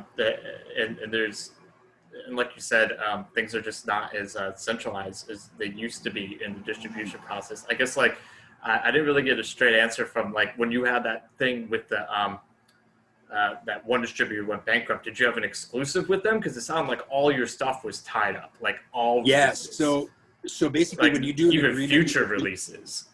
Right. So what you do is when you do an agreement with a distributor like that, it's kind of like signing with the record label, like the old school days where you everything you do goes through them. And so that's the way it was with these guys back then. And so when they went bankrupt, the channels like Beatport and TrackSource and things like that said, okay, well, these guys are bankrupt. We're going to pull down all of the releases that they had out there. So all of a sudden, all my music disappeared from everywhere, and everyone that I had released disappeared from everywhere, and no way to get it out at that time. So I was kind of trying to make that happen over all this time. And then finally, once everything was freed up and I was able to pull over my catalog to a new distributor, I said, okay, well, now I'm going to use this new distributor, move the catalog over, re-upload everything. And so now I'm going to start releasing stuff again through this new guys, rather than, I had no way to release during that time because other than direct, I couldn't get on because I was bound to these other guys and they went bankrupt. So I couldn't do anything. Is this new one like a DistroKid or Route Note or something sort of distributor, or do they do the same things that the No. It's more of a traditional. It's actually Labelworks that I use. Labelworks. Okay. Yeah, and what I like about them is it's kind of like hassle-free. They have ways to do your promo releases to DJs to get feedback. They have ways to track your sales by distribution channel and all that sort of thing. So it just makes it a whole lot easier. What is it? Do they just take a percentage, or do you have to pay like a subscription? Now they just take a percentage of what you sell. Oh, So that's it's cool. good. So if you don't sell anything, you don't have to pay them anything. That's nice. That's good. Yeah. Is there like a pre-qualification for them, or is it like There is, Yeah. you have to, there's an application process, and you have to basically say, for me, it was a little easier because I had this whole catalog, and I was able to say, look, I have all of these tracks by all of these artists that I'm looking for a place to upload. So it just made it a bit easier. With somebody else, they want to know kind of who you are and what your history is, and, have you released other, on other labels, and what's your history, because they don't, again, want to just kind of clutter up what they're doing as well. So they do pick and choose a little bit, but not really that much. I mean, anybody can kind of sign up, really. That's cool. No, that's a useful tool, because I think a lot of people are lost on where to go for something like that, because there's a lot of distributors out there, but they just get you put on the platforms, and then they take 10% or something like that. They don't do any promo necessarily, and I think that's like one of the hardest things for local artists, is like actually get people to listen to their stuff. Absolutely. It's just like people just don't, and I can speak confidently to that because I index all your guys' music, so like I see all of it and listen to like all of it, and I'm like, and I would say 95% of it, it's like they have like 3 plays or something like that, and it's like, whoa, you put 3 months of time into this, and 3 people listen to it. This is, it's we could talk for hours about the music industry side of things. And I don't want to use up all your time either, but I got nothing going on, man. I don't want to use up your time. Pandemic, so I can do whatever. If I'm not talking to you, I'm going to be making music. Yeah, but same. What's interesting is that it all comes back to kind of motivation. And we were talking about the EDM guys. They want to make money. They want to get they want to get it out to hundreds of thousands of people and get hundreds of thousands of sales to make money off of that. And in the underground scene, it's a bit more kind of strategic, tactical moves for what helps with what. And the whole idea of if you're charting on on the Billboard Top 40 with an EDM song, the thing about getting on that means that you have millions of sales. So that's what that means. And so it helps you make money. With charting on Beatport, that people outside of our industry don't even know what Beatport is and couldn't care less about what it is. But what's interesting about Beatport, and where charting on Beatport really can help an artist, is that if you can make some strategic moves to help your songs chart on Beatport, it gets you noticed by promoters and club owners, who will then book you to play shows where you can actually make a couple bucks. So it's my cousin is a musician, and he's in a band that's had some pretty major success, and we talk all the time about how the music industry shifted over the last 10 years, where it used to be you would tour and sleep in a van and make pennies for a gig and tour to support a release that you would make money off of. You'd make money off of your record sales. And now, 10 years later, it's the exact opposite. You're releasing music to hopefully support gigs and tours where you'll actually make money. And the industry has totally done a 180 in the last 10 years, the music industry in general. Yeah. It really has, and even more so than 10 years. What do you think is besides digital music, what do you think is like the next? What do you think is the next trend? I guess, like, any predictions? Like, I see cassettes blowing up. Hard to say with COVID. Yeah. Because this is going to shift trends a lot. I mean, not only during the pandemic, but post-pandemic, it's going to shift, I think, a lot of people's way that they look at things. Because if right now, a lot of people they can't be focused on the vibe that's going on inside a club. So they're having to focus more on the music that they're hearing, because it's the only connection they have to dance music right now. And so when you see things like, people listening to live streams with virtual happy hours, you're actually paying attention to the music. Whereas it's not just how many people are packed into a club and what's the vibe and the energy. So you've kind of decoupled those two things. So the club is going to have its own thing, and the music, I think, is also gaining its own value as its own freestanding thing, because people are being forced to look at it by itself, which I think is really cool. Are you taking? Do you find your sound changing to fit that that aesthetic? I don't know. I mean, as far as production goes, no, because I always just kind of produce what I'm feeling, and it's definitely influenced by what I listen to, but it's more so what I'm feeling, and so not really from that side of things. You know, when I play live streams now, I definitely notice a difference, because I don't, you know, when I DJ, I play to the room and I adapt what I'm playing based on the vibe of the room. And when you're live streaming, you don't have any feedback. There's no vibe to the room at all. So you can kind of set it up like, okay, this is the kind of journey I want to go through on this live stream. And it's one of the things where I found a lot of value in live streams, is that you get a real, you get a window into the artists and what they would play if they didn't have to pander to a crowd.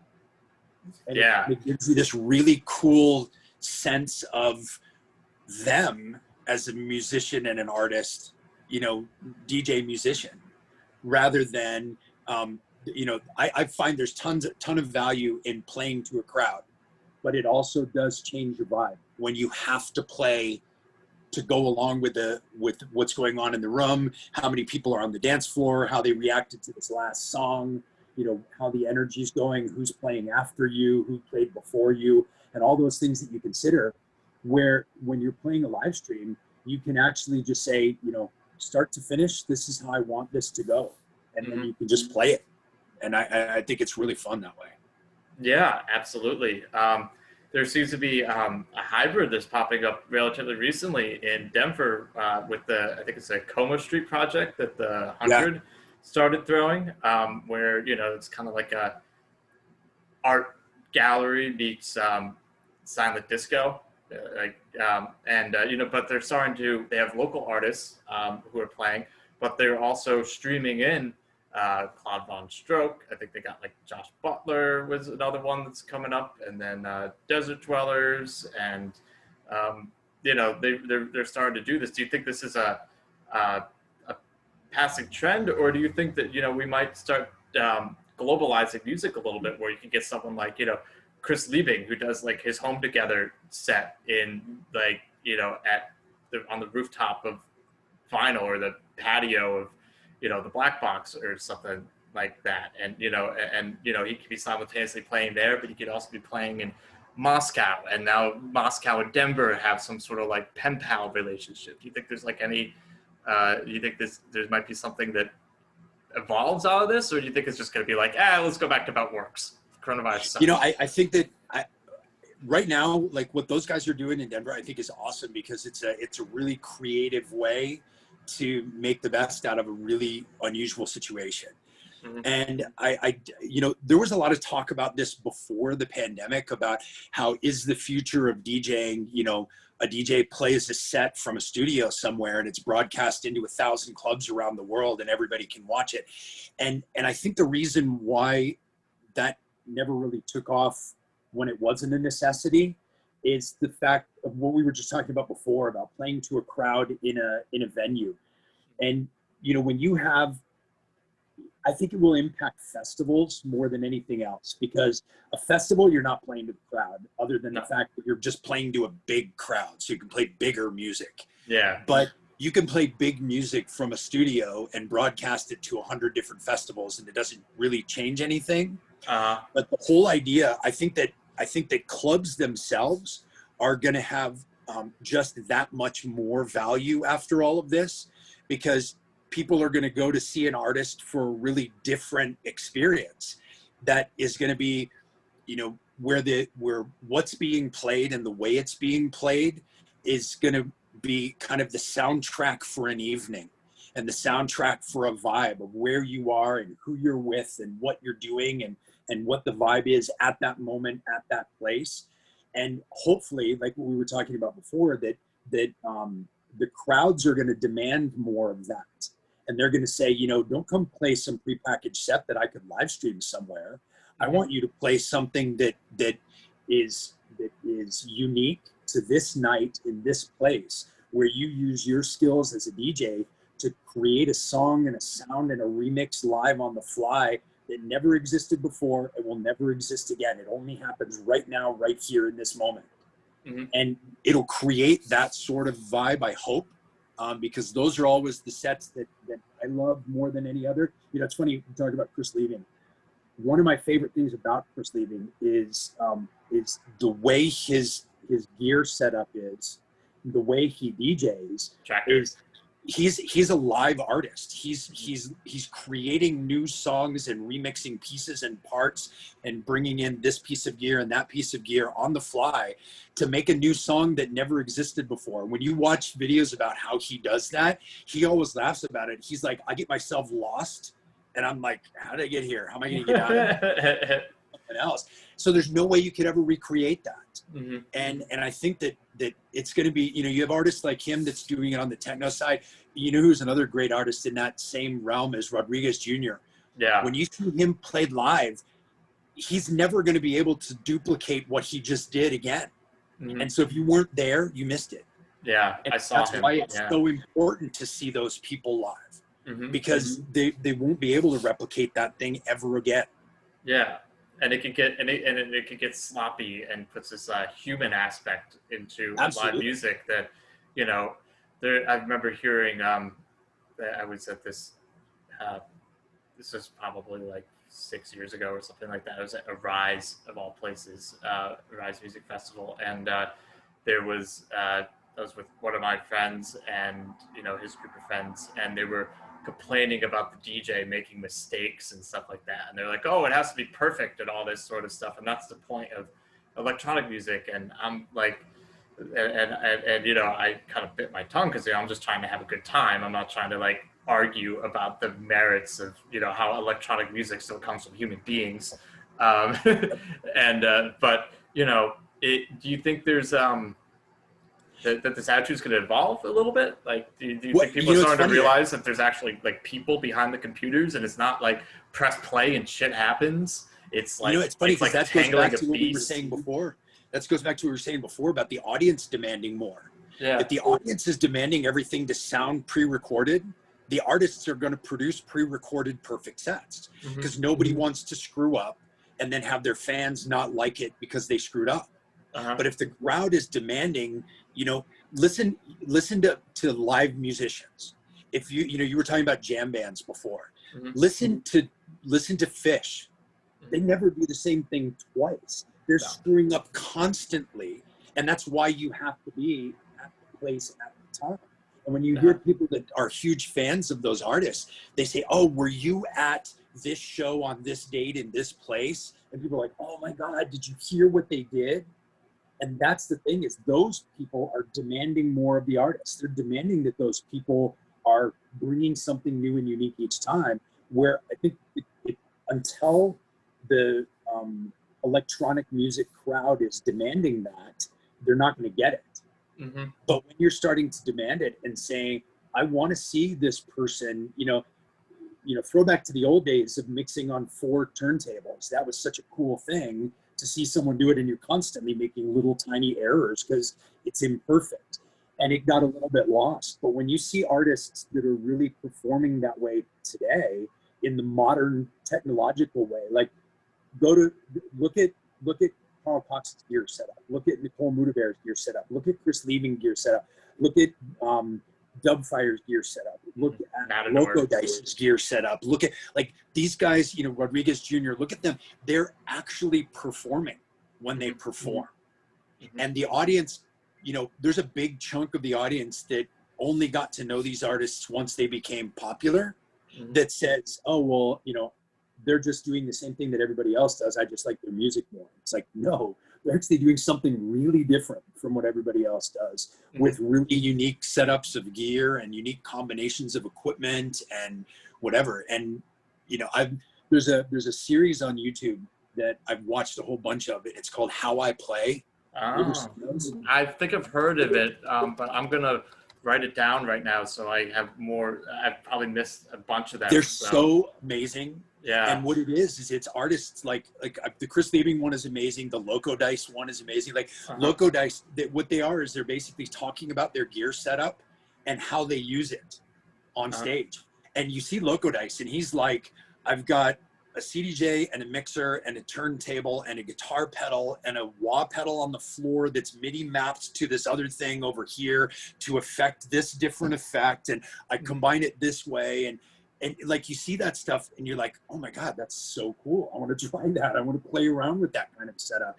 And Chris Liebing the same way. Like, I have 2 laptops and one's running Tractor and one's running Machine. And then I've got these, different things, this one's running Ableton, so I can use this effect, and how he routes things through and MIDI maps different ways. It's amazing how they're using technology.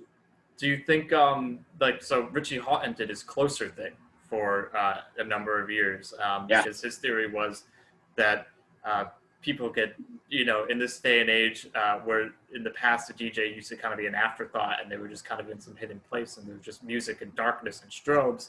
Nowadays, the crowd is demanding them in a more traditional festival or, concert venue format where it's almost like teacher student, where the teacher's up front, the DJ or whoever's up front, and then everyone's over there. And there seems to be a disconnect between the crowd being like, oh, well, he's just like pressing buttons or whatever because they can't see what it is. Do you think that that there is any evolution? Do you think people are going to take cues from like the Closer model? Do you see anything happening locally with that, or do you think it's? I mean, I hope so. Yeah, I hope so. I mean, I don't know about locally yet, but I think within the industry in general, there's definitely a shift towards that. I mean, all you have to do is just look at the gear that these companies are producing now. When you look at what Pioneer DJ has put out just over the last couple of years have you seen the Tourize line of equipment that they have? No, I'm not a big Pioneer fan, more or less. They're shifting things towards this kind of DJ production hybrid without a laptop. And so the idea of there's the what's it called? The SP16 from Tourize, which is basically this sampler that has filters built into it, that has a sequencer built into it, that you can load up with all the different samples that you want, that you can play as a live instrument. But they've also made it so that it connects using their DJ Link software, so that you can interconnect it with CDJs and their mixers and everything. So you can be playing a track and you can filter out the low end and create the low end on this live instrument that you have. Or you can take the low end from a track and filter out the high end. And even their new mixer that they just came out with, the 6-channel mixer, the whole point of that mixer is to integrate live instruments in what you're doing, because no one's going to play on 6 decks. No. So the idea is you've got 2 or 3 or 4 decks, but then you've also got a sequencer or a drum machine or a synth or something else like that you're putting through it. So even the biggest equipment companies are moving towards that idea of integrating live performance in what they're doing. It's a beautiful thing. There's nobody more mainstream than Pioneer, and they're the ones that are doing it. So no, they run the world. Like you go anywhere, and it's there's almost this expectation even from local promoters that they have $8,000 worth of Pioneer equipment. They've really taken it's almost a necessity, just like oxygen masks on airplanes are necessities of airplanes. A Pioneer mixer in a club is a necessity of a club, and even local DJs demand that. So if you don't have 8,000, you don't have an Allen Heath Zone 2 mixer and at least 2 CDJs, Joe Schmo with 200 followers isn't going to play because he only knows how to plug his USB in, So we're living in interesting times where they seem to have the monopoly. And yeah, no, but it's cool that that they're that live instrumentation is a result of this, and Pioneer's been able to take that helm. And they're really Yeah, and I hope, moving I it mean, forward. seeing those trends starting to happen, and then you combine that with the overlay of everybody being isolated right now, and then when it comes time for them to be in a club, more than ever, people are going to look for an experience. Mm-hmm. And I think being able to combine that, pre-recorded with, pre-recorded meaning a track somebody else produced, with something that you're producing live on the fly and creating a remix that exists only in a moment in time. I think there's going to be there. I don't even think that people realize that they're going to want that yet. And I think they will. Mm-hmm. I think that they're just going to want experiences, and they're going to, those things are going to blow people's minds more than they ever did, because we got kind of into this really boring rut of we always wanting the exact same thing from everybody. Mm-hmm. That I think now things are going to be much more experience based. That's what people are going to demand. I think you're right. I think interactivity and experience is the vanguard that we're currently sitting upon, because there's just so much noise, and you have to have something that cuts through that noise. Yeah, I think something else that's been a positive outcome of the whole COVID thing is that you were talking about where you've got a DJ kind of up in the front on the stage somewhere, and you're in the back of this festival crowd, and you're not really connecting with the person. One thing that's been really cool with all the live stream stuff is that even though it's digital and even though it's over camera, it's way more personal, that you can actually like get to know these guys. And it's like, oh, check this guy out. He's doing a live stream from his living room. Oh, that's what his living room looks like. Oh, look at that book.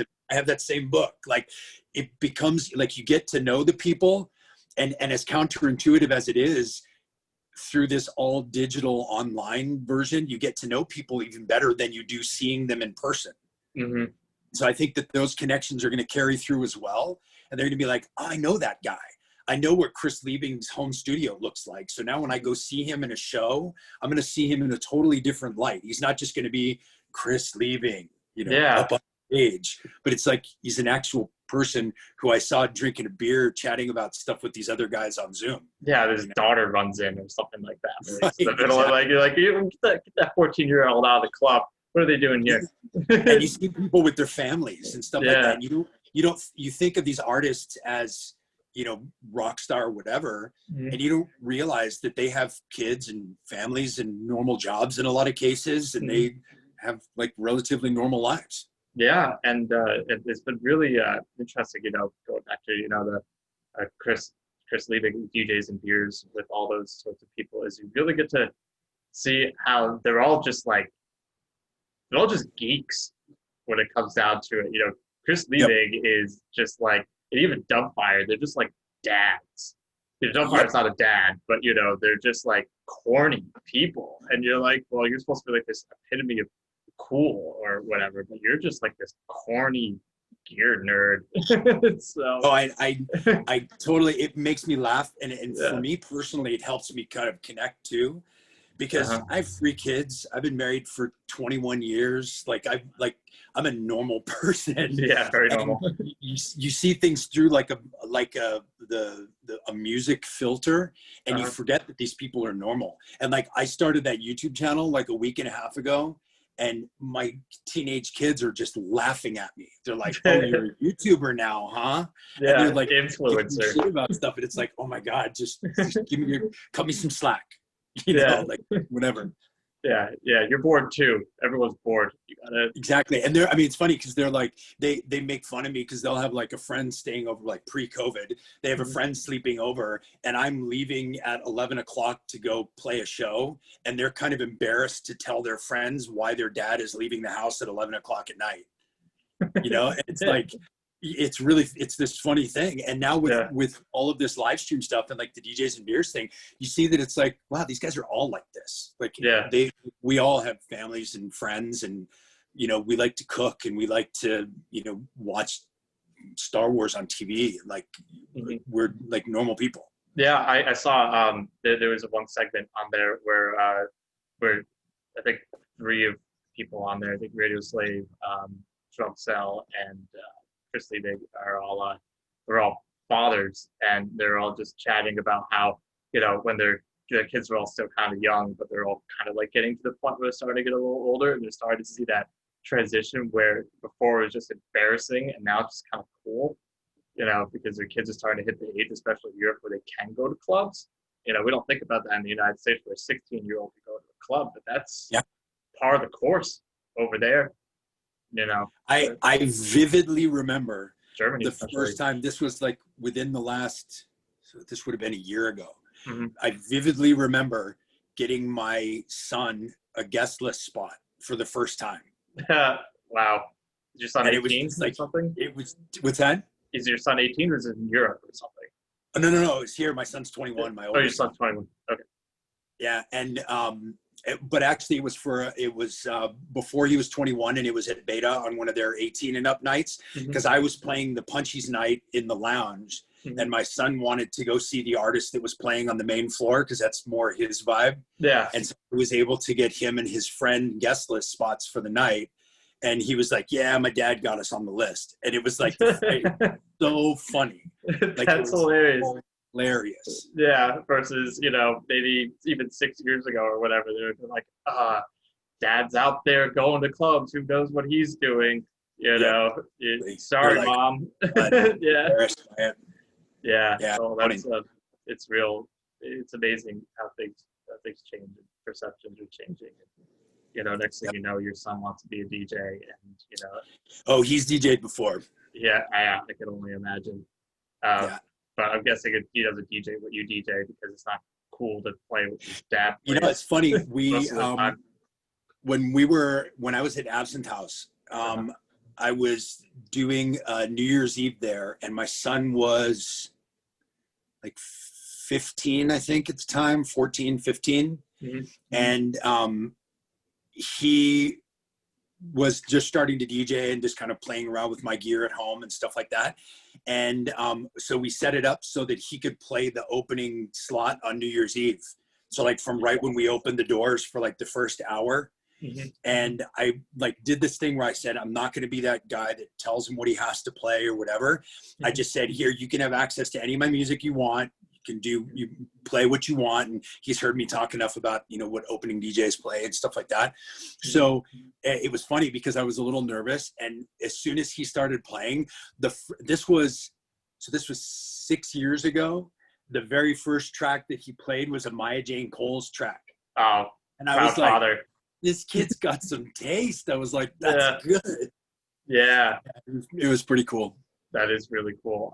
Do you see potential in Gen Z? Do you think that you know we should see some things coming? I do, absolutely. I think that, you know, they're going to stand on the shoulders of people that came before, and I think that they're going to hopefully they're going to see these flash in the pan kind of pop culture things for what they are. Mm-hmm. And one of the things that, you know, I'm in the restaurant industry in my regular, like real world job. Mm-hmm. And one of the things that we see is that millennials and Gen Z are really into authentic experiential things, you know, whether it's a restaurant, they want, if they're going to have tacos, they want really authentic Mexico City street tacos. They don't want, you know, some crap version of, you know, old El Paso taco. Yeah, Tex-Mex, beautified looking stuff. Exactly. Yeah. And because they're demanding that in food, they're demanding that in companies that they're supporting. I really see that they're going to demand that in artists as well.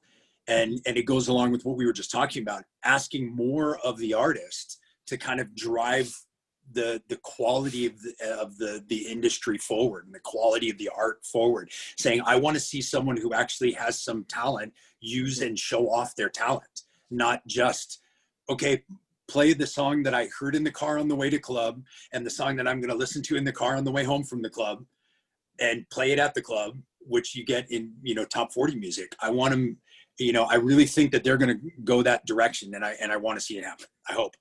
Do you think so like young millennials, like 22, 23, like that's very low end of millennial, because, you know, millennials are 40 now, but, you know, the low end of millennial, And then, Generation Z, do you think they have a different perspective towards like partying or like the responsibility that comes with it?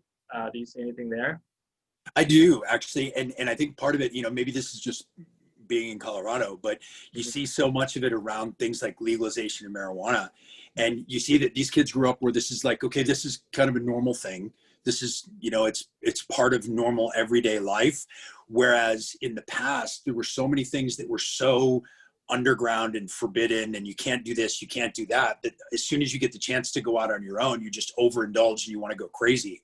And I remember seeing that when I went to college, that the kids that were the most kind of sheltered when they were in high school were the ones that just went absolutely crazy when they went to college. Oh rather yeah, than rather than the ones that were like, okay, you grow up having conversations and you this grow guy up right here. being around stuff. You were the crazy one. Oh yeah, I went from being like relatively good, like I wasn't an angel by any means. Like I'd done, party stuff and drank and done, LSD and Stuff. that sort of stuff. But I go to college, and within my first year of college, I'm arrested, and all this other stuff because I didn't know how to like adapt. I grew up in a Yeah. tiny little sheltered town, and we didn't have mass media like we even do nowadays. Like we did kind of, but not like it is nowadays. Where you get to like really see perspectives, and and with Gen Z growing up within this and being able to visibly see how everything is just fucked. It sounds like you see some sort of, hope in some sort of way. Yeah, I mean, it's just a totally different perspective when you grow up having conversations around things rather than you grow up with all these things being taboo and never talked about. Mm-hmm. I think it's a real difference. It's funny when you think about like when I was a kid and you had like the Just Say No and Dare things in Yeah. schools and stuff like that. Their whole answer to substance abuse was abstinence. Yeah, it And made me want to do how drugs. effective that is in all forms, right? Yeah. So now I think it's much more of a healthy thing to be able to have conversations and saying, it's not a matter of just do or don't do. It's a matter of evaluating things and saying, like, why would you do something or not do something? How is it actually going to impact you or the people around you?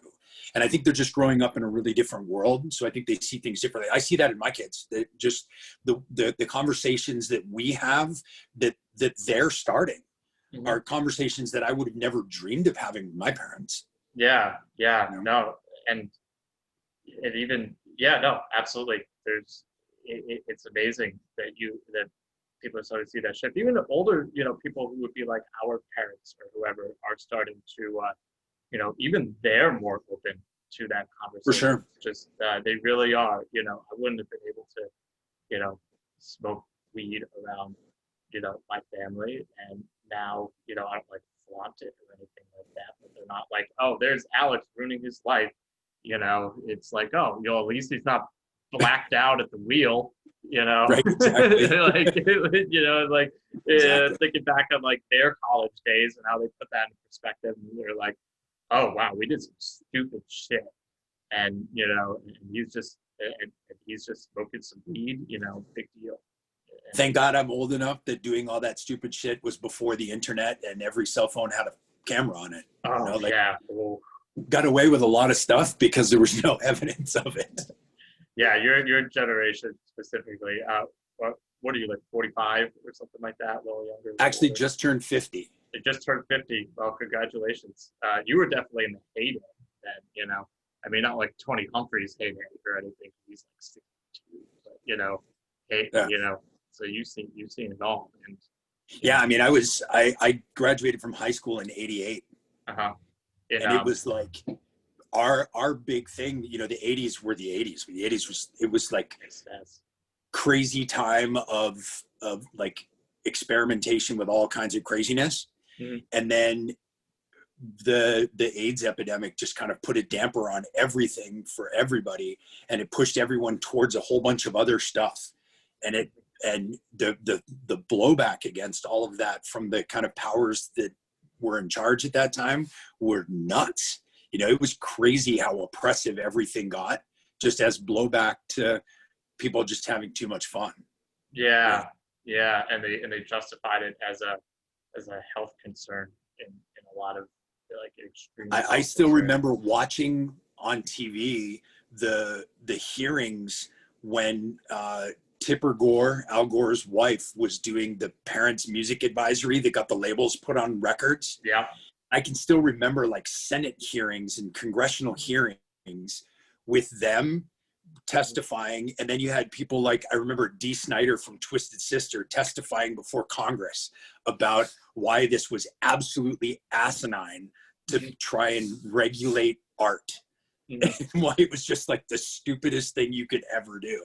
Do you think some of that came out of like the AIDS epidemic and everything? I think part of it did. I think part of it was the blowback from that was people just kind of like you see today, people reacting in fear to something and not necessarily using their head and you know, reacting out of actual, you know, science and evidence and things like that. They were like, you know, we talk about conspiracy theories today, but back then, you know, I can remember during those hearings them actually playing records backwards, going, look what this says if it's backwards. And so subliminally it's teaching our kids this stuff. And it's like, what the fuck are you talking about? Like, ridiculous. Yeah.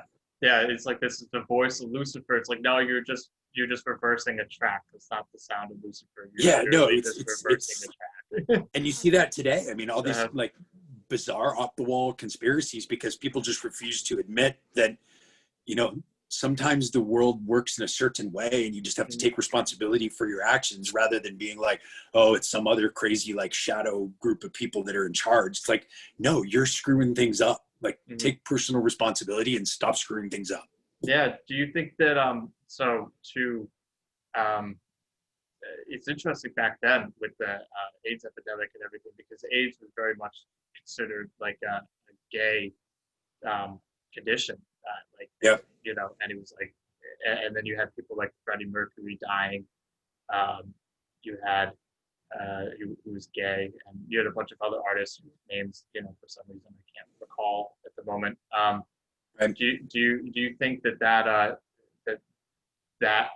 was politicized as a result of that, and like why we got so much more like blowback because of all these like Christian values and, you know, all this other stuff? You know, I'm really going out there on this one. No, it's good. It's hard to say though, because like with the AIDS epidemic, it was really difficult because even though it affected everybody, you know, it's kind of like you use the parallel today. COVID affects everybody, but it's killing people who are older more than people who are younger. So it's easy for people who don't want to think it's a real thing to say, oh, it's just old people. And you know, so it's an awful thing for old people, but everybody else should just blow it off. And back then it was very similar, that where it was very easy for like the conservative Christian right to say, oh, well, this is just a gay thing, because it was affecting the gay population more, but not exclusively. No. And so they were able to pretend it didn't exist in their kind of world and say, oh, well, look, like Freddie Mercury's gay and he died. And look, you know, Rock Hudson's gay and he died. And look, you know, like they could point to these things, say, so if you guys weren't just being evil, it wouldn't hurt you. Yeah.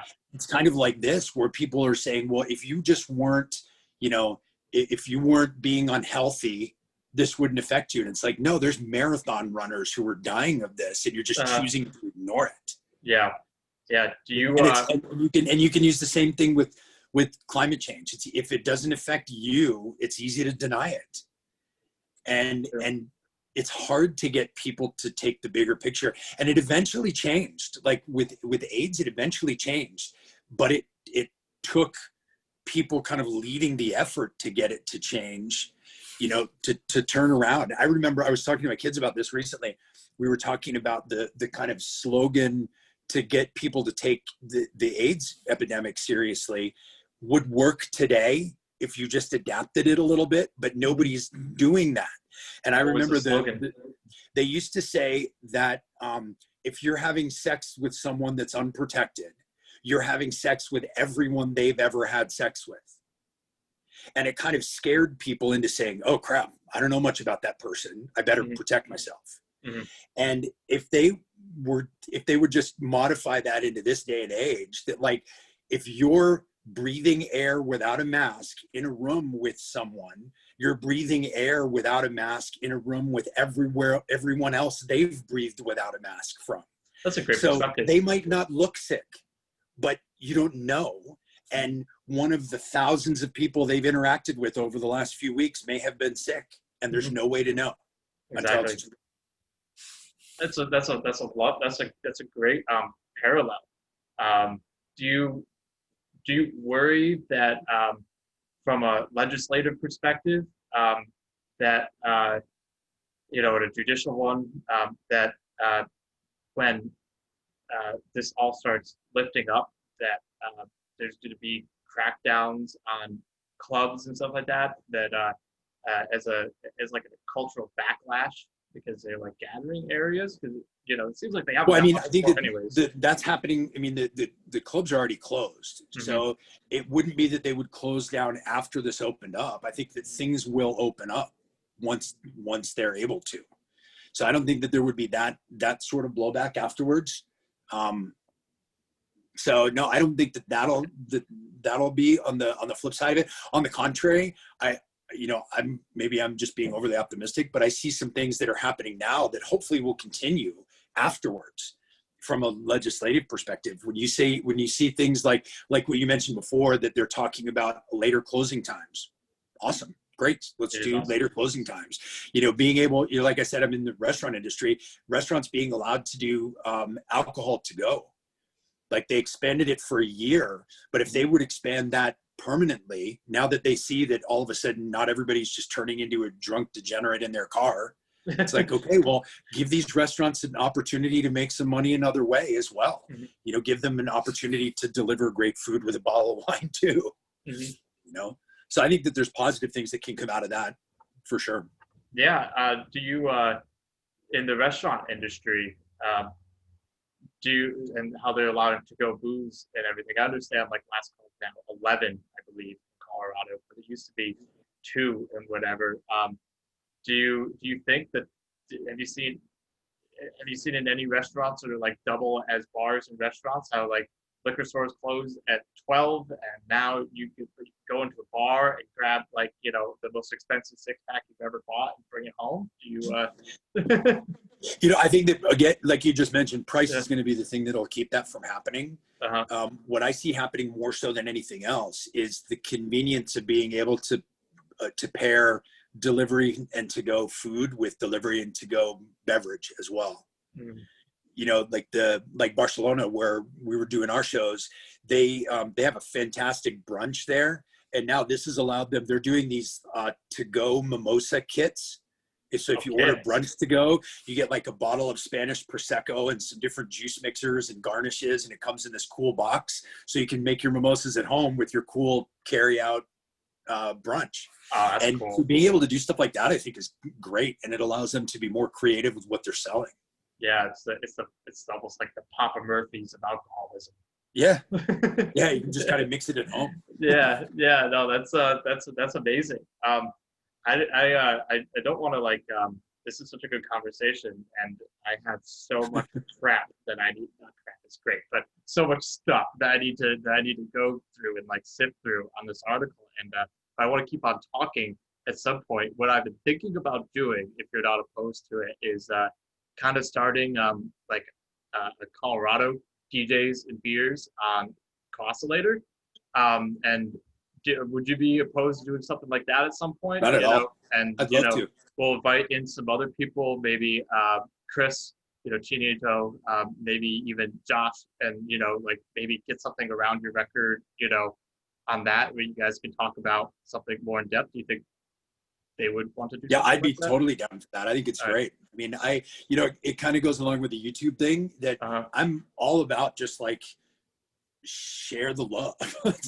Put stuff out there and get people talking and humanize what's going on, and get away from the celebrity image of artists in electronic music and all the BS that goes along with that, and Mhm. and you know, really humanize it, because there's a lot of great people. I mean, I mentioned a bunch of people before, but Oh, there goes your voice for the first time in like an hour. Whoa.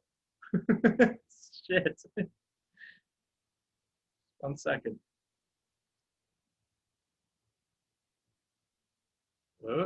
Anything? Nope.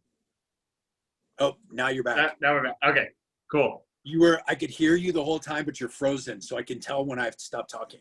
Yeah, I For can, you. I get that the same way where I'm like, I know this guy is still talking, but who knows what's going on. So I'm just gonna shut up, and hopefully Zoom recording catches that. This is honestly the first time I've recorded a Zoom thing ever. I don't want meetings taking up hard drive space for samples to Right. go on my computer. So, Well, I was just saying that to do something like that, I think would be awesome, because there's some really good people in music in Colorado. Mhm. You know, there's, as you mentioned, there's a bunch of people that are just kind of like too big to give anyone the time of day, but there's plenty of people that are really good people, and they Mhm. want to talk about stuff that they love and things that you would never know about them. And they're people that you see all the time in the scene, and because people are just, you know, kind of quiet and humble about who they are and what they do and where they've Mhm. played and stuff like that, you just would never know. I mean, I remember one time, you know, Greenie, Yeah. I don't know him personally, but I know who he is. Yeah. Greenie and I have been friends for years, and he's like one of my favorite people, and he's such an awesome, nice guy, and super normal guy too. Like he's a UX program director for, like, he does like super nerdy computer job Mhm. in his real life too. But when you start to talk to him about music, like, he was a resident DJ at Ministry of Sound in London. Really? Like, and he's just like this, like, super nice, normal, cool guy. And so we started talking about music one day, and it's like, holy shit, like, you played there? Oh yeah. Oh, you know that guy? Oh yeah. And we started having this conversation, and you would never know if you don't just sit down and talk to these guys. Yeah. And everyone is into sitting down and talking. It's just nobody wants to. Yeah. Did you yeah, no one wants to facilitate it like either. Did you ever do you know Eric Hippie, HIPP -E? Know him not personally, Galvis, but like yeah. through industry, but no. Yeah, he was a he had one of the first Fabric mixes. Yeah. H Foundation. Yeah, Hippie and Halo was like Yeah. a big thing back in my old days when I was younger. Yeah, they were a big deal. You know, Fabric residency, one of the like the 7th Fabric release or something like that. You know, would play at Yeah. Fabric like once a month or something like that for a weekend. You know, from Denver, moved to San Jose and everything. Very down to earth, like just same as you and everything. Where you know they're just you know very very modest, and they say the same things that even you're saying. Or not they, he would say the same things that you're saying, where it's like just don't be an asshole and just try to do everything you possibly can to give, and you know just you know take everything that comes your way. You know, unless you like literally don't have the time to do it. Yeah, I mean, you were joking about it before, but that really does kind of sum everything up. That and it's not just about music; it's in any industry. It's in life. Like, just don't be an asshole, and you're going to connect with good people, and you're going to find yourself that you're surrounded by a bunch of people who are not assholes as well, and all of a sudden you grow this really cool group of people that are around you, and it can be in any industry, and that becomes your network that you then network through to do all sorts of great stuff, you know? Yeah, and it's a lesson learned, and you know there's something to be said that you know just like there's always someone out there who will have more money than you, there's always someone out there who's cooler than you. So don't act like you're so freaking cool. Because, way you more know, people out there that are cooler than me. That Yeah. is 100% Yeah. sure. Yeah. So and they're just like you know good, and, you know, equally as good people, but you know as far as like coolness factor goes, you know they're you know like versus we always bring it back to Chris Liebing, you know, like very important guy, seems like cool, top of the world, sort of like, you know, emotionless techno guy. Yeah. Nope, just I mean, some we were freaking talking dad. before, So I mean, we were talking before about Carl Cox. yeah, He's like the nicest guy ever. is he Like, really? seriously, the nicest guy. The first time I ever met him was in like the backstage green room area at Space, Mhm. and it was his night. He didn't know me from anybody. Nobody. I mean, like, we're a bunch of like nobodies who were there compared with him. He comes back and he's talking with everybody, and like he goes to like there's like this little water, like a little fridge full of bottled waters, and he comes back to grab a water. He's like, hey, would you like a water? Would you like a water? And like he cares about the people that are there. Amazing. Just like being a genuinely nice guy. Yeah. Super nice guy. I got the same vibes with Tony Humphreys. Yeah. You know, I talked to Tony for like 3 hours once. Yeah, I met him in Miami one-on-one. once too, and I had the exact same feeling. Just It was the like, nicest human being. And, Yeah. you know, very candid and just hilarious. And, you know, just such a, and you would never realize that, like, this guy's been in the studio with like Prince and stuff like that, Janet Jackson. You know? exactly. And you know, just like the coolest people. And then, you know, then there's some, but then, you know, on the flip side of it, you get people even in the Denver scene where, you know, they want to give you the time of the day, and you're like, wow, dude, like I get the time of the day from very interesting people all the time. And, you know, Yep. you're like, you are just nothing. And the You funny know? thing is that it's when you start interacting with the people who actually are big, Mhm. it makes you realize even more how shitty the other people are being. Mm-hmm. It's true. Because- It's really changed my Because if you only perspective. interacted with the kind of medium famous Uh-huh. people, you would think everybody was just an asshole. Mhm. But when you start to interact with the people who were actually big time, you're like, Mhm. oh, wait a minute, it's just these ones. It's not all the big ones. It's just this group in the middle. Yeah, I even hear this about Kanye West, which is the craziest thing to say. Like, you know, Kanye West, everyone's like, oh, Kanye West is a huge asshole. But, you know, I've talked to people who, like, know Kanye West, and I've read interviews of people who were like, you know, like James Blake had this interview where he was talking about how he was going to do some work with Kanye West, and he ended up not doing work with him, but he was like 2.5 hours late for his meeting with Kanye West or something like that. He's like, shit, Kanye West is going to rip me a new asshole if he's Kanye West. And he gets it. He's like, that was like one of the nicest guys I've ever met in my entire life. Yeah. Like, I do not know where his reputation comes from. I heard that You know? a DJ friend of mine Uh-huh. who's actually gotten pretty huge as well, got to know Pauly D, and he said exactly the same thing. He's like, when he's not on camera, he said he's just like the most normal person you've ever met in your whole life, and he's like super friendly and like this really kind of soft-spoken, sweet guy. Uh-huh. And he goes, and then all of a sudden the camera's on, and he's this caricature. Yeah. He goes, when you get to know him as a person, he's like, he's just super nice and super friendly, and And then you get people like Prince who are just assholes, you know? Yeah. But that's because Prince has like autism or something like that. I'm no doctor, but right. you know, I've read a lot of interviews with people who work with Prince, and it's like, Prince isn't trying to be an asshole. He just doesn't know how to communicate with people any other way. Like, he thinks that like the nicest thing that he could do for you is make you sit in the studio with him for 15 hours. Like, he generally Right. believes like that he's being like, that this is his way of like being cool to you, you know, and being nice. And it's like, but in reality, you're like there's this one studio engineer who was like Prince's go-to studio engineer. I forget her name. And she was like, yeah, Prince made me come in on my birthday.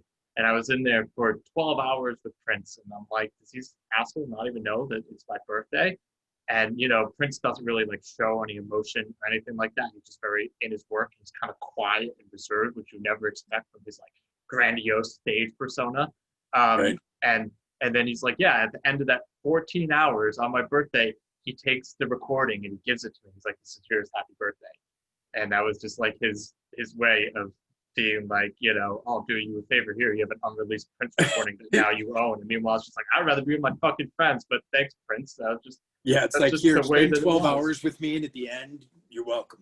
Yeah. It's just like this disconnect, but that's not normally the case.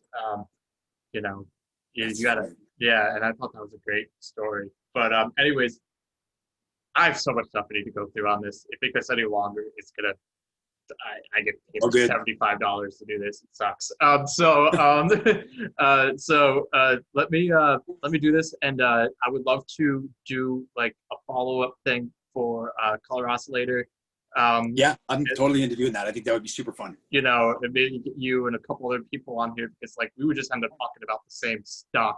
It'd be cool if we could talk about similar stuff and also get other perspectives, and maybe that triggers something in you where you're like, oh, I meant to say this in our conversation. We get something I think Yeah, everyone's, not at all. you know, I would love to. I think it'd be awesome. yeah. Okay, sweet. Well, anyways, Eric, I really appreciate your time and giving such thoughtful answers to everything. And, No problem. you know, Thanks uh, for taking your time. I appreciate it. yeah, and being just overall a useful, you know, helpful human being. And I'm happy for your health. And, you know, hopefully we get back on that dance floor, you know, sooner than later. So Yeah, hope to see you in person at some point in the yeah, world. I'll stop by with the Barcelona wine thing when I'm not in Denver right now. Like I said, I'm back in upstate It's okay. New York. We're not doing but- it right now anyway. So Yeah, I don't want to be in a city right now. I'd rather just be bored in Cowtown to just get weed shipped to me from Colorado so I survive. that's me in my basement right now. Yeah, yeah. Okay. Well, thank you, man. Cool. I really Thanks, Alex. I appreciate it. appreciate it. And we will catch up. I don't know. Let's I'll type out some stuff to you, and I don't know. Could you help me coordinate with like maybe a couple of the people who surround you? Yeah, at least, 100%. who might And wanna you do want this? just people from Denver? You want people from other places too? Good question. I kind of want people from other places too. Like maybe in the beginning, Denver, where you know we just talk about local stuff. But then you know, as like a more core group of people who like to talk, get together, then you know, kind of DJs and beards. You know, you find someone else where it's like you know, you guys all know someone else who wants to come in and talk, and maybe they Yeah. want to build their reputation in Colorado in some sense. And you know, when they're playing Colorado, they can be, you know, I could re-promote out the content, or you know, they can throw some ad buy-in or something like that, and it promotes out the content again when they come, or something like that. And Yeah. you know, get something useful because you know, content is king nowadays. Absolutely. So Now that I'm a YouTuber, you know, I gotta you gotta, be on the content bandwagon. yeah. You sure you didn't put makeup on for this? You didn't get your, yeah. But you got to put foundation on for Colorado. Shine in later, my head. or get some oil, some olive oil. Yeah. But yeah, we'll hopefully maybe around right around the time of your next release. Maybe not on the day, but like you know, maybe I don't know, talk to your people, see when they could do it. But like I would like to get that organized within a week before, or like within the weekend before or after the release or something like Yeah, no, that's great. I mean, or let me know when you want to do it, and I'm sure I can pull in some people to do it for sure. okay, cool. Yeah, I'm flexible. I work remotely, and you know, it allows me to do things at pretty much any time. So It's I good. work for myself, so I'm not really beholden to too many people. I've done a good job at making people not talk to me and just let me work. So yeah, we'll coordinate. Thanks again, and I'll talk to you soon. Thank you. Okay, take care. That's you. Cheers. Cheers.